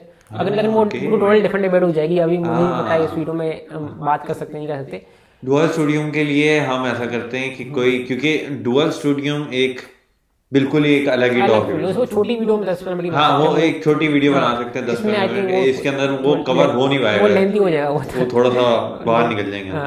तो अब ये सब्जेक्ट्स हो गए हमारे, 6 सब्जेक्ट्स हो गए हमारे सिटाओ के अंदर। तो आप ये बताओ कि सिटाओ के अंदर तुम्हारा एक्सपीरियंस क्या था? सिटाओ स्पेसिफिकली, मैं सिटाओ की बात कर रहा हूँ। सिटाओ की बात करें, देखिए ये डिपेंड करता है पर्सन टू पर्सन पे। जब मैं पहला दिन आया था तो मेरा एक्सपीरियंस अच्छा नहीं था। अच्छा मतलब कैसे हम लोग, देखिए क्यों अच्छा नहीं था? मेरे फर्स्ट ऑफ ऑल तो देखिए सिटाओ जो है ईस्ट जर्मनी के अंदर आते हैं, और जैसे क्योंकि ईस्ट और वेस्ट जर्मनी पे अलग अलग थे, तो वो ईस्ट जर्मनी का फर्क दिखता है इस पे, लगता है कि यार कुछ था इधर डिफरेंट। वेस्ट जर्मनी अगर तुम हैनोवर से कंपेयर करो, क्लाउस, वो थोड़े ज्यादा मॉडर्न लगते हैं। सिटाओ थोड़ा पुराना सिटी है, पुरानी बिल्डिंग थोड़ा, हाँ। तो इसमें ये एक रीजन था। तो पहले दिन आया था तो मेरे को ज्यादा आया, तो मेरे साथ एक्सपेक्टेशन में ज्यादा थी, लेकिन फिर भी सही था पहले दिन के हिसाब से। जब मूव कर गया इधर तो पहले सिटाओ मुझे अच्छा लगने लगा। ठीक है, सिटाओ एक छोटी सिटी है लेकिन पीसफुल सिटी है। लोग इधर के, मैं नहीं कहूँगा रेसिस्ट है, मेरे कभी पूरे जर्मनी में कभी मैंने कोई रेसिज्म एक्सपीरियंस नहीं फेस किया पर्सनली। ठीक है, किसी और ने किया हो तो मुझे नहीं पता, ठीक है, लेकिन मैंने नहीं किया। सिटाओ में लोग मुझे अच्छे मिलते हैं, जहाँ पे मिलते हैं अच्छे से बात करते हैं मुझसे। आई थिंक जर्मन आना इंपॉर्टेंट है, जर्मन में बात करोगे तो अच्छे से रिप्लाई करेंगे। अगर आप मुँह करेंगे तो देखो, मैं समो कोई नहीं, बाकी जो भी मेरा दोस्त है इस टॉपिक पे डिस्कशन होती है कि रेसिज्म है जर्मनी के अंदर या नहीं है, तो मैं उनको यही कहता हूँ, मैंने खुद अभी तक कोई रेसिज्म नहीं फेस करा। तो अगर आप जर्मन में बात करते हो ना किसी से, तो आपको वापसी में कभी भी रेसिज्म फील नहीं होगा। वो हो सकता है, देखिए एक चीज होती है जो मैंने नोटिस की, सिर्फ मुझसे नहीं, ओवरऑल जो कह सकते हैं कस्टमर सर्विस है, वो कहते हैं कि वो इतनी कुछ पोलाइट नहीं है, इतनी कि आपको दूसरी कंडीशन मिल जाए। हाँ, लेकिन वो एक वो नेचर वाइज वे है, उसमें आपको रूड नहीं है। वो लोग सोचते हैं यार वो हमें ऐसे लुक देते हैं कि हमें ऐसे देखते हैं कि वो तो कोई ऐसे पाकिस्तान में कोई फॉरेनर आ जाए, हम भी नहीं देखेंगे उसे। देखो, मैं तुम्हें बताता हूँ, तुमने कस्टमर एक्सपीरियंस की बात करी, मैं खुद कैशियर की जॉब कर चुका हूँ, कैशियर रह चुका हूँ यहाँ पे। तो मैंने जो ऑब्जर्व करा है, असल में जो कैशियर होते हैं ना, उनके पास, उनको ज़्यादातर यहाँ पे कस्टमर की आप उनको लुक्स दे रहे हो, उनसे बातें कर रहे हो आधा घंटा, वो फर्क नहीं पड़ता। आप कितनी स्पीड में काम कर रहे हो वो ज्यादा फर्क। इधर काम मैटर करता है, इधर ये बातें या फिर वो दूसरी कंट्री में से होता है, उतना वो इतना वैल्यू नहीं करता। जैसे अमेरिका में उनको इसी वजह से ज्यादा काउंटर की रिक्वायरमेंट होती है, क्योंकि एक काउंटर पे अगर वो हर बंदे से बातें कर रहे हैं 15 मिनट, तो लाइन लग जाती है। हाँ, वो कन्वर्सेशन करते हैं आप कैसे हैं, क्या चल रहा है, अच्छा ये खरीदो, ये गेम मैं भी खेलता हूँ। इधर जर्मनी में ऐसे लोग होंगे, मैं ये नहीं कह रहा, लेकिन बहुत रेयर है। मैं एक बंदा था पेनी में, मतलब क्लाउसल के, वो बड़ा अच्छा बंदा था, हम दोनों से बात करते थे। लंबी लाइन होती है, वो मुझसे बात नहीं कर सकता है, वो कहेगा भाई काम मैं सामान निकलूँ, मेरी भी जॉब कर रहा हूँ। मैं ऐसे एक्सपीरियंस बताता हूँ। मेरे पास जब भी कोई इंटरनेशनल आता था ना, मतलब कोई बाहर से आया और वो हमेशा से मुझसे कोशिश करता था बात करने की, और फिर मैं भी बात कर लेता था, कोई मसला नहीं था। लेकिन मुझे पीछे कस्टमर जो खड़े हुए हैं सारे, उनकी शक्लें दिखनी है, वो सारे जर्मन हैं। तो वो मुझे ऐसे देख रहे हैं कि मतलब ये क्यों बात कर रहा है, क्योंकि उनका टाइम वेस्ट हो रहा है। ये बात तो सही, टाइम इंपॉर्टेंट है यहाँ पे, टाइम तो बहुत इंपॉर्टेंट है यहाँ पे उनके लिए। ऑब्वियसली रेसिज्म नहीं है। और बाकी सिटाओ का एक्सपीरियंस, सिटाओ के आसपास बहुत सारी चीजें, बहुत से लोग कहते हैं सिटाओ में, हाँ मानता हूँ कुछ सिटाओ में बहुत सारी चीजें नहीं है, लेकिन स्टोर तो सारे प्रॉपर है। बॉलिंग के लिए सिटाओ में अच्छी जगह है, मैं 1-2 बार गया हूँ वहाँ पे। सिटाओ में माउंटेन्स अगर आपको पसंद है, टॉफर एक अच्छी जगह है यहाँ पे घूमने के लिए, टॉफर है यहाँ पे। सिटाओ के बिरगे भी हैं, आगे जो है वहाँ पे वो भी है, कासल भी, ओइबिन कासल भी है वहाँ पे। और इवन ये प्राग के करीब लगता है, तो वो चेक के करीब लगता है, तो आप सिटाओ ईस्ट में पड़ता है, यहाँ पे ड्राईलैंड एक पड़ता है, मतलब ट्राई पॉइंट बॉर्डर, अभी 3 घंटे का बॉर्डर लगता है। जर्मनी, पोलैंड, चेक रिपब्लिक 10 मिनट दूर साइकिल पे, 10 लिब्रिक हमसे आधा घंटा दूर है ट्रेन पे। तो बिल्कुल आई थिंक इजी पॉइंट है। किसी को सिटाओ में अच्छे पॉइंट्स नहीं मिल रहे, वो ओइबिन जा सकता है, ओइबिन बहुत प्यारे जर्मनी के अंदर ही, ओइबिन कासल बहुत अच्छी जगह है, या वो गोलेंड से सकते हैं। ड्रेसन 2 घंटे दूर है, ड्रेसन चला जाए बंदा, या चेक रिपब्लिक को पोलैंड का तो ऑप्शन तो है ही। सही। तो ये तो आपने बता दिया कि सिटाओ का वो एनवायरनमेंट कैसे है, टीचर्स कैसी हैं यहाँ पे, मुझे ये मालूम करना है कि टीचर्स हैं असल में कैसी, क्या कैसे पढ़ा रहे हैं, क्या वो उस लेवल को कंपेयर कर सकते हैं जो TU बर्लिन या TU, क्योंकि ज़्यादातर स्टूडेंट्स अवॉइड करते हैं होप शुरू को कि पता नहीं टीचर्स हों कैसे और कैसी पढ़ाई हो। तो अभी तक तुम्हारा एक्सपीरियंस है कैसे टीचर्स है? मेरा एक्सपीरियंस टीचर्स से बहुत ग्रेट रहा है, सच बताऊँ ना। तो जब मैं होपफुली में आया था, मेरा भी एक डाउट था कि यार कैसा होगा, लेकिन टीचर्स बहुत ही ग्रेट है। मैं कह सकता हूँ, देखिए मैं पाकिस्तान से कंपेयर कर सकता हूँ, मैं पढ़ चुका हूँ, चाहे मैं पढ़ नहीं चुका आज हम कंपेयर नहीं कर सकते। तो मैं पाकिस्तान से कंपेरेटिवली टीचर बहुत ओपन माइंडेड है, और ऐसे ही लगा टीचर को आप बोलो ना आप गलत हो, तो ऐसे नहीं कि हाँ भाई तूने मुझे कैसे बोला, बोल के यार आई एम रियली सॉरी यार, मैं अभी करेक्ट कर लेता हूँ। हर सेल द बेस्ट एग्जांपल है। हमारे फिजिक्स के टीचर के लिए, कंप्यूटर साइंस के लिए, मैथ के लिए बहुत सपोर्टिव है। देखिए पिछले सेमेस्टर में पढ़ रहा था, तो हर शिमिट जो हमारे मैथ के टीचर है वो बहुत सपोर्टिव है, ये बहुत सपोर्टिव है। हर सेलर बहुत अंडरस्टैंडिंग है, टीचर आपको बहुत अच्छे से एक्सप्लेन करते हैं। अगर आपको समझ नहीं, पाकिस्तान में कहते हैं ना टीचर कि अगर आपको समझ नहीं, आप 10 बार बताऊंगी, आप दूसरी बार पूछो और टीचर हट जाएगी। अभी तुमने समझाया था, ध्यान क्या हमारा ये बात उधर का ये नहीं है, आप पूछो आपको समझाएंगे। एक बात डिफरेंट ये भी है, यहाँ पे कॉन्सेप्चुअल बेस ज्यादा है, पाकिस्तान में रट्टाफिकेशन होती है कि भाई सच में बता रहा हूँ, जो बायो की बुक में लिखा हुआ है 10th में, वही मैं बोर्ड पे लिखेंगे, वो हमें अपनी कॉपी में लिखना है, वही एग्जाम में लिख के आना है। मतलब सिर्फ आपके मेमोरी बेस पे, कोई भी नॉलेज बेस पे हमें फिजिक्स के क्वेश्चन होते हैं, उसमें मेमोरी कोई लेना देना नहीं है, उसमें कॉन्सेप्चुअल होता है। मैथ में भी कॉन्सेप्चुअल होता है, ठीक है। आपको जर्मन फिजिक्स में तो आपको बुक भी मिलती है फॉर्मूला की, भाई ले लो। बिल्कुल बिल्कुल, हाँ। ये बहुत मेरे लिए तो बहुत शॉकिंग था ये। नहीं, हाँ बिल्कुल नहीं है, पाकिस्तान में होता है, पाकिस्तान में मेमोरी बेस्ड क्वेश्चन होते हैं। इंटरेस्टिंगली बात ये कि फिजिक्स में जो क्वेश्चन हमें पढ़ाए जाते हैं क्लास में या कॉलेज में, वो इससे इंटर में आते हैं। एक 10 की लेते हैं, वो 10-11 नहीं होता, वो वैल्यू भी चेंज नहीं करते। तो इधर ऐसा नहीं होता, इधर आपको क्वेश्चन चेंज कर लेते हैं, आपको दिमाग यूज करना पड़ता है। तो फिर यही काम आता है, अगर आपने इंजीनियर बनना है, डॉक्टर बनना है, कंप्यूटर साइंस जाना है, तो कुछ भी बनना है, तो ये तो जरूरी है। अगर आप अपने दिमाग नहीं इस्तेमाल कर रहे, आप रट्टा लगा के वही लिख रहे हो, तो इससे आपका दिमाग क्या है? मैंने एक स्टडी पढ़ी थी मेरे ख्याल से पाकिस्तान के बारे में, कि पाकिस्तान के जितने भी आई थिंक 7 to 80% इंजीनियर्स तो ग्रेजुएट करते हैं, वो ऐसे है ही नहीं कि उन्हें आप जॉब पे रख पाए, एम्प्लॉय नहीं कर सकते, वो एम्प्लॉयबल ही नहीं है, क्योंकि उनके पास वो स्किल्स ही नहीं है। मतलब रट्टेबाजी को सबसे आए हैं, ग्रेजुएट होकर सीजीपीएल बहुत है, और बहुत सारे एग्जांपल आसपास भी होते हैं कि वो रट्टे में बड़े हाई होते हैं, उन्हें मतलब एग्जाम में लिख के आ जाएंगे। मतलब कॉन्सेप्ट की बात है कि यहाँ कंप्यूटर पर काम करने की बात है कि वहाँ पे वो खत्म हो जाएंगे। तो यहाँ पे वो वैल्यू करते हैं प्रैक्टिकल स्किल्स पर, वही मैटर करती है जॉब में। अब मैं किसी को जॉब पे हायर कर रहा हूँ, मुझे फर्क नहीं पड़ता कि तुम्हें A to Z याद है, काम करना आना चाहिए लोगों को, काम बहुत मैटर करता है। आई थिंक यही है, टीचर तो बहुत अच्छे हैं, मेरा ग्रेट एक्सपीरियंस है ओवरऑल। सही। तो अब ये टीचर्स, जहाँ तक अभी तक मेरा भी एक्सपीरियंस है, टीचर्स तो आउट क्लास है। ये बताओ कि यहाँ पे एग्जाम्स का क्या सिस्टम होता है, कि किस तरीके से एग्जाम्स होते हैं, और एक बच्चे को क्या क्या नंबर, और यहाँ पे एक नोटन का भी कॉन्सेप्ट है जो कि मेरे लिए बहुत नया था। तो ये थोड़ा सा मुझे बताओगे क्या क्या कॉन्सेप्ट होता है, ये कैसे काम कर कैसे तो करता है? अगेन ये डिपेंड करता है यूनिवर्सिटी पे। जैसे मेरे दोस्त को गोते यूनिवर्सिटी फ्रैंकफर्ट में, कोई कील में, टोटली डिफरेंट कॉन्सेप्ट सिस्टम है। हर इधर ये पाकिस्तान में ये होता है ना, ऑलमोस्ट हर यूनिवर्सिटी का सेम ही होता है, ऑलमोस्ट इतना मैंने देखा सेम ही होते हैं। इधर डिफरेंट होते हैं बाय द वे, इधर 1 सबसे हाईएस्ट ग्रेड होता है, 2 फिर उससे बेस 3, उससे बेस 4 सबसे। अच्छा, 0 नहीं लेके आ सकते आप, तो ये बात 0 पॉसिबल नहीं है। अगर कोई फेल होता है तो उसे फूफ मिलेगा, हाँ उसको फोन मिलेगा, तो 5 नोटे मिलेगा उसे। तो इधर परसेंटेज में कैलकुलेट नहीं करते। ये पाकिस्तान में सीजीपी होती है तो नोटिस सिस्टम होता है, लेकिन सीजीपी आई थिंक 4 हाईएस्ट होती है सबसे, इधर 1 सबसे हाईएस्ट होती है, तो थोड़ा डिफरेंट सिस्टम है, कंफ्यूज हो जाते हैं बच्चे थोड़ा कंफ्यूज हो तो मैं सेटाउ स्टूडेंट को लेकर स्पेशली बात करूंगा। 50% पासिंग है। अगर आप 50% ले आए तो समझे आपका 5 नहीं बनेगा, 4.5 भी अगर आपका बनता है 4.5 तो भी आप पास हो जाते हो, मतलब लेकिन 4 आ गया पास हो गया, तो ये डिपेंड करता है। और मैं 6 सब्जेक्ट के 6 के 6 में पास करना होता है, तो फिर आप जो है 50% आने। लेकिन जर्मन के अंदर ऐसा होता है कि आपको तो पास करना है, अगर आप पास नहीं हुए तो आपको फिर 2 सेमेस्टर रिपीट करना है। इसमें एक्सेप्शन ये मैं सेटाउ की बात कर रहा हूँ, हर स्टूडेंट को अपना हो सकता है। 6 सब्जेक्ट्स अगर आप किसी एक में फेल हो गए, फोर्स मैथ में फेल हो गए, तो चीज होती है एंड शेडोज क्लाउजर, मतलब डिसीजन एग्जाम। अगर आपने 5 पास के लिए 1 रहेगा तो आप वो दे सकते हो, अगर वो पास करके आप सेकंड सेमेस्टर में चले जाओगे। अगर आप जर्मन फेल करते हो तो मतलब आप एलिजिबल ही नहीं हो, कैपेबल नहीं हो कि आप आगे सब्जेक्ट पढ़ पाओ, तो आपको रिपीट करना आप चले जाओ, आपकी मर्जी, लेकिन रिपीट का आपका ऑप्शन हमेशा होता है, हमेशा ऑप्शन होता है। तो इसका ये मतलब है कि अगर कोई ज्यादातर सब्जेक्ट्स के अंदर 3 एग्जाम हो रहे हैं यूजुअली सिटाओ, हम अभी सिर्फ सिटाओ की बात कर रहे हैं, हर यूनिवर्सिटी अलग सिस्टम है और अलग तरीके की पढ़ाई होती है, तो ये हम जनरलाइज तो कर ही नहीं सकते। अभी जो हम सिटाओ की बात कर रहे हैं, तो सिटाओ के अंदर 3 एग्जाम होते हैं ज्यादातर, मोस्टली हर सब्जेक्ट यूजुअली। तो अगर कोई बच्चा पहले के अंदर अच्छे मार्क्स ले आता है, दूसरे के अंदर उसके बहुत खराब आते हैं और वो पास नहीं कर पाता, और तीसरे में भी नहीं पास करता, तो ऐसा हो सकता है कि उसकी बेसिस पे वो पास हो जाए, या फिर अगर उसने बाकी 2 एग्जाम फेल करे या लास्ट एग्जाम फेल कर दिया तो वो फेल हो गया। नहीं, इसमें थोड़ा इंटरेस्टिंग है, मतलब वही बिल्कुल पास कर सकते हैं। इसमें बेसिकली वही है कि लास्ट वाले पे चक्कर लगाने का मौका आपको दे रहे हैं।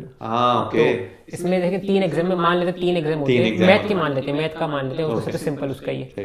तो अगेन जो भी आपके 3 नोटे हैं, अगर सपोज हो पहले एग्जाम में आगे फेयर नोटे, ठीक है 4, दूसरे एग्जाम में आपके 4, तीसरे एग्जाम में आपके आगे 5, इन तीनों को ऐड करेंगे और डिवाइड बाय 3 करेंगे। हर सब्जेक्ट का डिफरेंट फॉर्मूला होता है, मैथ का सबसे सिंपल होता है, इसमें मैथ पिक किए, तो 4 + 4 + ये 8 हो गया, +5 13 डिवाइड बाय 4 करेंगे तो आई थिंक ये 4.5 बनता है, और ये पास और पास आप इजीली पास हो गया। फोर्थ सपोज एग्जांपल मान लेते हैं, किसी का पहले एग्जाम में नोटे 1 आ गया, दूसरे में 5, तीसरे में भी 5, 2 एग्जाम उसने फेल कर लिए, लेकिन पहले में उसका 1 आ गया, मतलब 90+ आ गया, तो वो पास है।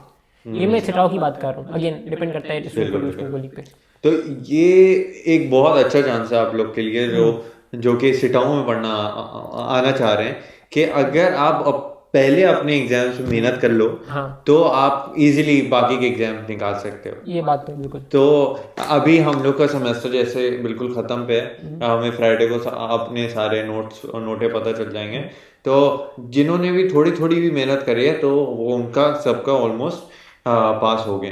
तो साकिब, तुम इतने टाइम से यहाँ पे हो, यहाँ पे तुमने काफ़ी सारी चीज़ें भी बताई जो कि काफ़ी लोगों की हेल्प करेंगी, लेकिन अगर तुम एंड में कुछ उन बच्चों को कहना चाहो जो कि प्रोसेस कर रहे हैं या फिर आना चाह रहे हैं, तो तुम उनको क्या रिकमेंड करोगे, क्या टिप्स दोगे? फर्स्ट ऑफ ऑल, एक तो मस्ट B1 के बिना, B1 गोयते के बिना कुछ नहीं है यहाँ पे। B1 जर्मन तो मस्ट है, उसके बिना ना वीज़ा ही नहीं लगेगा, तो फिर तो आगे की बात तो बेकार है। और बहुत सारे बच्चे मतलब क्यों जल्दी कर रहे होते हैं, A1 करके वीज़ा अप्लाई करते हैं, रिजेक्शन आ जाती है, तो उसका कोई पॉइंट नहीं है। बेहतर है कि आराम से B1 करें, टाइम B1 करें तो फिर इधर आएँ। दूसरी बात, लेजी ना रहें, अपना खुद रिसर्च करें, खुद प्रोसेस करें, कंसल्टेंट को 100% अवॉइड करें, जो भी यूट्यूब पे स्पेशली जो है उन्हें तो बिल्कुल अवॉइड करें, ठीक है। अपना प्रोसेस खुद करें, जो प्रोसेस खुद करके आते हैं ना, आप देखेंगे उस बंदे में कॉन्फिडेंस डिफरेंट होता है एज कम्पेयर टू जो दिख रहा होता है कि भैया कंसल्टेंट से आए, उसको मालूम होता है ना कि कैसे आया है, क्या प्रोसेस है, उसके अंदर का सिस्टम पता होता है कि भाई अपना परफॉर्म क्या होता है, FSP क्या होता है, स्टूडेंट को लिए कितने सेमेस्टर होते हैं, क्या किसी को ये पता ही नहीं। जो कंसल्टेंट से आ रहे हैं, कंसल्टेंट तो बस वीज़ा लेटर निकाला हो तो भी निकाल सकता हूँ, उसमें क्या है। अब उसे बंदे को पता तो हो जो स्टूडेंट आ रहे हैं, तो उनका बस ये होता है पाकिस्तान निकलने, आगे आप प्लानिंग के पास होती नहीं है तो फिर वो फंस जाते हैं वो। दूसरी बात आते ही सिर्फ पढ़ाई छोड़नी है, जॉब, कुछ बच्चे ऐसे ही होते हैं पढ़ाई छोड़ देते हैं, सिर्फ फुल टाइम जॉब। अभी तो क्योंकि वीज़ा अलाउ कर दिए, ऐसा भी ना करें कि एट द टाइम कभी ना कभी आपका वीज़ा एक्सटेंड नहीं होगा, फिर वो कहेंगे बहुत हो गया भाई, तुम 2 साल तुम्हारा स्टूडेंट को लेके नहीं हुआ। मैंने बहुत सारे ऐसे बच्चे देखे हैं जो आते हैं और सिर्फ जॉब कर रहे हैं, इवन उन्होंने आके एक लैंग्वेज का लेवल भी नहीं। हाँ वही बात है ना, मतलब जॉब साइड में करना कोई बुरी बात नहीं है, ऑब्वियसली जॉब भी ज़रूरी है बंदे को जिंदा रहने, लेकिन पढ़ाई कंटिन्यू रखें। दूसरी बात प्रोसेस खुद 100% ये सबसे इंपॉर्टेंट है, ये B1 और प्रोसेस खुद करें। बाकी जितने ग्रुप्स हो सकते हैं व्हाट्सएप पे ज्वाइन करें, लोगों से बात करें। मैं बहुत ग्रुप्स में एक्टिव होता करता था, तो बहुत से दोस्त मेरे ऐसे ही बने, ठीक है, कि ये बंदा मिल गया कि अच्छा ये भी टेस्ट नहीं जा रहा है, तो हम दोनों इंडिया से हो पाकिस्तान से, जो भी आप सेम लैंग्वेज बोलते हो, सेम लैंग्वेज ना ही बोलते हो भले, लोगों से कनेक्ट करेंगे, भाई आप टेस्ट देने चलो, चलो साथ में तैयारी कर लेते हैं, साथ में चलते हैं टेस्ट देने के लिए, तो वो थोड़ा बेहतर हो जाता है और हेल्प हो जाती है मेरे ख्याल से। ये सबसे बेस्ट हो सकता है मेरे ख्याल, इतना मैंने देखा है। बाकी हाँ प्रोसेस खुद ही करेंगे तो मोस्ट इंपॉर्टेंट है। तो आपके लिहाज से प्रोसेस तो इंसान को खुद ही करना चाहिए। 100%। और जो बच्चे लैंग्वेज में स्ट्रगल कर रहे हैं वो किस तरीके से वोकैबुलरी किस तरीके से याद करें, आई थिंक वो अगर कुछ आइडिया है तुमने किस तरीके से। अच्छा ये थोड़ा इंटरेस्ट में 2 चीज़ें, अगेन माइंड सेट ही बात करते हैं। एक बंदा जो मजबूरी में सीख रहा है वो नहीं सीख सकता मेरे ख्याल से। अब मैंने इंटरेस्ट के बेसिस पे सीखा, तो मेरे लिए अगर मैं किसी को अपना रूटीन बताता हूँ वो बहुत ही एक्सट्रीम लग रही होती है कि सुबह गया खुद पढ़ा, फिर गोते क्लास ली, फिर घर आया, फिर डिस्कॉर्ड बैठे, लेकिन मैं इंटरेस्ट के साथ पढ़ता था, तो मेरे लिए ऐसा नहीं था कि यार ये क्या डिस्कॉर्ड बैठना है, मतलब ये चलो डिस्कॉर्ड बैठने खुशी होती है कि दोस्तों से मिलेंगे, तो आई थिंक दोस्त होना जरूरी है। ये एक इम्पोर्टेंट, ये बहुत इंपॉर्टेंट फैक्ट है। अगर पाकिस्तान में बैठे बैठे आपको आसपास से दोस्त मिल जाए, उनका सेम गोल है बाहर निकलने का, अगर सेम कंट्री है तो और बेहतर है। तो बहुत जैसे मैंने बताया हम 4 दोस्त थे, मेरे दोस्त हारिस का मास्टर्स के लिए वो आएगा, अजान ट्राई कर रहे हैं, अब्दुल्ला शेख का वीज़ा कब का लग चुका है, वो आ जा रहे हैं, ठीक है, वो एक बार आ चुके वापस आ रहे हो, तो हम 2 तो आ गए, ठीक है, तो हम साथ में थे तो चीज़ें बहुत आसान हो गई। एक बंदे को समझ नहीं आई, दूसरे पूछ रहा है, तो ये बहुत आसान हो जाती है। जर्मन की बात करें, अगेन दोस्त बनाए, डिस्कॉर्ड ग्रुप ज्वाइन करें। कोई फिजिकल कोर्स तो 100% आपने का ज्वाइन करना चाहिए। फिजिकल कोर्स के इतने बेनिफिट्स हैं, ऑनलाइन बहुत ही बोरिंग, मैंने ऑनलाइन भी ट्राई किया हुआ है बाय द वे, बीच में हमारी 1-2 क्लासेस ऑनलाइन हुई थी B2 की, बहुत ही अजीब एक्सपीरियंस था, बहुत बोरिंग हो जाता है। अब आप रूम में बैठ के आप अपने हेडफोन लगा के आप कुछ भी कर सकते हैं, आप गेम खेल सकते हैं किसी को, ठीक है, वो फोकस इतना नहीं होता। क्लास में जो माहौल होता है वो बहुत इंपॉर्टेंट होता है। तो एक बात तो ये हो गई। बाकी वोकेबलरी याद कैसे की थी, इसमें बहुत सारी टेक्निक्स होती हैं, मैंने सही ट्राई की हुई हैं। 1-2 कार्ड टेक्निक होती है, आपने कार्ड बना लिए इतने रेक्टेंगल शेप के, एक साइड पे आपने इंग्लिश में लिख लिया, दूसरा आपने जर्मन में लिख लिया। अगर वो नाउन है तो आर्टिकल मस्ट लिखना है, ठीक है, और आप कलर भी यूज़ कर सकते हैं। अगर मैस्कुलिन है तो आप ब्लू यूज़ कर लें, अगर फेमिनिन है तो पिंक यूज़ कर लें, न्यूट्रल तो ब्लू यूज़ कर लें, ग्रे यूज़ कर लें। आप कार्ड टेक्निक यूज़ करें। मेरा तो अब्दुल्ला कार्ड बना के आया था और मुझे याद है मैंने 40-50 जर्मन न्यू वर्ड्स बिल्कुल 10-15 मिनट में याद कर लिए थे। हाँ, कार्ड टेक्निक 100% रिकमेंड, एक बार ट्राई करके देखिएगा, आई थिंक बहुत यूजफुल है। कार्ड जैसे 20 कार्ड है, स्वाइप का चाहिए क्या, इसका मुझे आता है, कंफर्म दिमाग सोच लिए, कंफर्म के आगे बढ़े। यू अपने कार्ड इसके लिए एक ऐप भी तो आती है, एंकी आती है, लेकिन एंकी देखिए पर्सनली मैं जब भी एग्जाम सॉल्व करता हूँ तो मैं डिजिटली, मुझे एंजॉय, हर बंदे का अपना अपना होता है, मुझे कोई फिजिकल एक पेपर, एंकी अच्छी है। मेरा दोस्त था एंकी हारिस, वो एंकी से बड़ा अच्छा पढ़ता था, उसके लिए सूट एंकी भी ट्राई कर सकते हैं, जैसे एंकी सूट करी है उसके लिए तो बहुत आसान है। क्योंकि मैंने ये कार्ड वाली टेक्निक ट्राई करी थी, वो मैं बहुत ओवरवेल्म हो गया था, क्योंकि वो बहुत लिखना पड़ता है, वो है वो कार्ड बनाना, उसमें लिखना। एंकी एप्लीकेशन उसमें वही काम करती है, वो भी आपको टाइम उसमें लिख सकते हैं कि भाई मुझे अच्छे तरह आता है, बहुत बुरे तरह, वही वो रिपीट करता रहते हैं। बात रिपीटेशन की है, हाँ, फोर्स कोई भी चीज़ आप रिपीट, कुछ मैंने चीज़ पढ़ी, पॉज लिया, फिर रिपीट किया, तो वो दिमाग में एक स्ट्रॉन्ग कनेक्शन बनाती है और वो जल्दी याद होती है हमें। एक चीज़ तो ये हो गई। दूसरी टेक्निक जो मैं यूज़ करता था वो लिख के याद करता था, तो यानी वर्ब और नाउन 10 लिख लिए जो मुझे याद करने, ग्लोसरी से उठाए 10, उनकी मीनिंग लिखे, 3 बार लिखा, फिर सिर्फ मैंने वर्ड्स लिखे और मीनिंग में फिर वो पेज छोड़ दिया, मीनिंग नहीं लिखी, फिर शाम में जाके वो मीनिंग लिखता था मैं ताकि याद रहे। अगेन वो पॉज एंड रिपीटेशन टेक्निक, ये दिमाग के लिए अच्छा होते हैं। और सब में स्पेस रिपीटेशन जैसे बिल्कुल वही कि आप बीच में पॉज लेते हो कितने टाइम का, यहाँ तो मैंने शाम में लिखा कि मैंने लिखा सही है, जो सही नहीं उस पर ज़्यादा फोकस किया, जो सही है वापस एक बार सारे वर्ड्स लिख लिए, मीनिंग नहीं लिखी, रात को सोने से पहले एक बार सॉल्व कर लिए। तो ये रिपीटेशन के साथ जो है मुझे याद हो जाते थे, एक दिन में मैं अच्छे खासे वर्ड्स याद कर लेता था। ये टेक्निक है, ये 2-3 टेक्निक से, 2 एक तीसरी ये कर सकते हैं, लोग रीडिंग करके कर सकते हैं, आप सेंटेंस में यूज़ करना, उससे जो सीख लो उसे यूज़ भी करने, इससे बेस्ट टेक्निक कुछ नहीं हो सकती। मैंने बहुत सारे बच्चों को ऐसे भी देखा है जो जर्मन तो सीख लेते हैं लेकिन वो B1 लेवल की उनकी जर्मन होती है, लेकिन बोल नहीं सकते। बिल्कुल वही बात है, क्योंकि वो यूज़ नहीं करते। एक एग्जांपल है, इंग्लिश का वर्ड है प्यूनिटिव, प्यूनिटिव एक्शन, मतलब एक बहुत ही स्ट्रॉन्ग एक्शन लेना किसी के खिलाफ। तो ये वर्ड मुझे इसलिए याद है, मुझे याद है प्रेजेंटेशन दे रहा था तो वहाँ पे किसी ने यूज़ किया था प्यूनिटिव, तो मैंने रिसर्च की ये वर्ड क्या होता है, तो मैंने भी यूज़ किया 1-2 बार, तो मुझे अभी याद है, 3-4 साल पुरानी बात है, लेकिन एक बार यूज़ करेंगे तो वो आपको याद होते हैं। मुझे इंग्लिश का वर्ड याद है, जर्मन का वर्ड भी ऐसे याद कर सकते हैं जितना यूज़ करेंगे। यही है कि जितना आप यूज करते हैं, एक हेलो टॉक भी ऐप है, मैंने 2-3 दफा अपने चैनल पे भी बता चुका हूँ कि वो ऐप ने जितनी मेरी स्पीकिंग इंप्रूव करी है और किसी चीज ने भी इंप्रूव नहीं करी। एक मेरे दोस्त ने, वो जैसे तुमने बताया कि दोस्त अगर होते हैं आपके, बहुत मोटिवेशन आ जाती है, तो आप एक दोस्त बना लें, जो आपका कोर्स होता है उसी से ज्यादातर दोस्त मिल जाएगा, उसी से मिल जाएगा। अगर फिजिकल कोर्स जाते हैं तो आपकी एज के हो ना हो दोस्त बन जाते हैं ऑलमोस्ट। अगर फिजिकल आप कोर्स कर रहे हो ना तो आपको मोटिवेशन भी मिल जाएगी, आपको दोस्त भी मिल जाएंगे, तो आपको और सारी चीजें पता भी चल जाएंगी। तो कोर्स मैं कहता हूँ बहुत ज्यादा है, कोर्स तो मस्ट है बिल्कुल। तो क्या मुझे लगता है पॉडकास्ट काफी लंबी हो गई है, लेकिन बच्चों को बहुत इन्फॉर्मेशन मिली। सच बताऊं, अगर इतने भी क्वेश्चन थे ना जो मेरे होते थे, स्टूडेंट पाकिस्तान में बैठे हुए क्या कैसे करेंगे A to Z क्या, आई थिंक हमने आंसर दे दिए। डुअल स्टूडेंट इररिलेवेंट है अभी, वो अभी इसमें डालना सही भी नहीं था, लेकिन बाकी इतने टॉपिक्स है, आई थिंक हम अगर ग्रुप पे शेयर करें तो बहुत नॉलेज मिल सकती है बच्चों को। और सारे कॉन्फ्यूजन तो हमारे होते थे एक टाइम पे, कैसे करेंगे कब करेंगे, वो सारे जितने भी मैंने तुमसे क्वेश्चन पूछे ये वही उन्हीं बच्चों के क्वेश्चन है जो मुझे मिलते रहते हैं, क्योंकि मैंने तुमसे पूछे, क्योंकि तुम पूरा प्रोसेस करके आ चुके हो, खुद से प्रोसेस करा है तुमने, तो इससे काफी बच्चों की हेल्प हो चुकी है। तो मैं यही कहूंगा कि अगर अभी तक पॉडकास्ट यहाँ तक एंड तक आपने देख लिया तो मुझे लगता है कि आपका आना तो जर्मनी का पक्का है। हाँ, मोस्ट प्रोबेबली अगर आप प्रोसेस करते हो, अगर आप इतने मोटिवेटेड हो कि ये पूरी पॉडकास्ट आपने एंड तक देख ली है, तो आप इतने मोटिवेटेड तो हो कि आप जर्मनी आ सको। अगर आपने इसको बीच में ही छोड़ दिया है तो समझे, मैं समझूंगा कि आपका इतना मोटिवेशन थोड़ी भी कम है। तो बात सारी ये है, ये तो मजाक था, कि आपके जो भी सवाल हैं मैंने इसके अंदर वो डिवाइड भी बना दूंगा इसके अंदर, इस वीडियो के अंदर, और आप हर सेक्शन को क्लिक करके आप उस सवाल को देख सकते हैं और उसके बारे में आपको इजीली आंसर मिल सकता है। बाकी जो भी सवाल हो वो आप मुझे इंस्टाग्राम पे पूछ सकते हैं, ये सलाम और हाय लिख के नहीं छोड़ देगा। थोड़ा सा अगर आप मेहनत करके वो क्वेश्चन लिख लें तो ज्यादा बेहतर हो जाता है मेरे लिए आंसर करना। साकिब भाई का मैं बहुत शुक्रिया अदा करता हूँ कि उन्होंने अपने कीमती वक्त से टाइम निकाला और हमारे लिए हाजिर हुए। इसी के साथ मैं पॉडकास्ट में एंड करता हूँ। तो मेरे चैनल को सब्सक्राइब करें, और अगर आपको इसी तरीके की वीडियोस या पॉडकास्ट सुननी हो तो मेरे इसी चैनल को सब्सक्राइब कर दें। इसी के ऊपर मेरे नई कोशिश कर रहा हूँ मैं, ये मेरी पहली पॉडकास्ट थी, कोशिश करूंगा कि नए लोगों को लेके आया जाए और आप लोग की जितनी मदद करी जा सकती है वो करी जाए। तो मिलते हैं अगली पॉडकास्ट में ऑफ फीडर। बाय।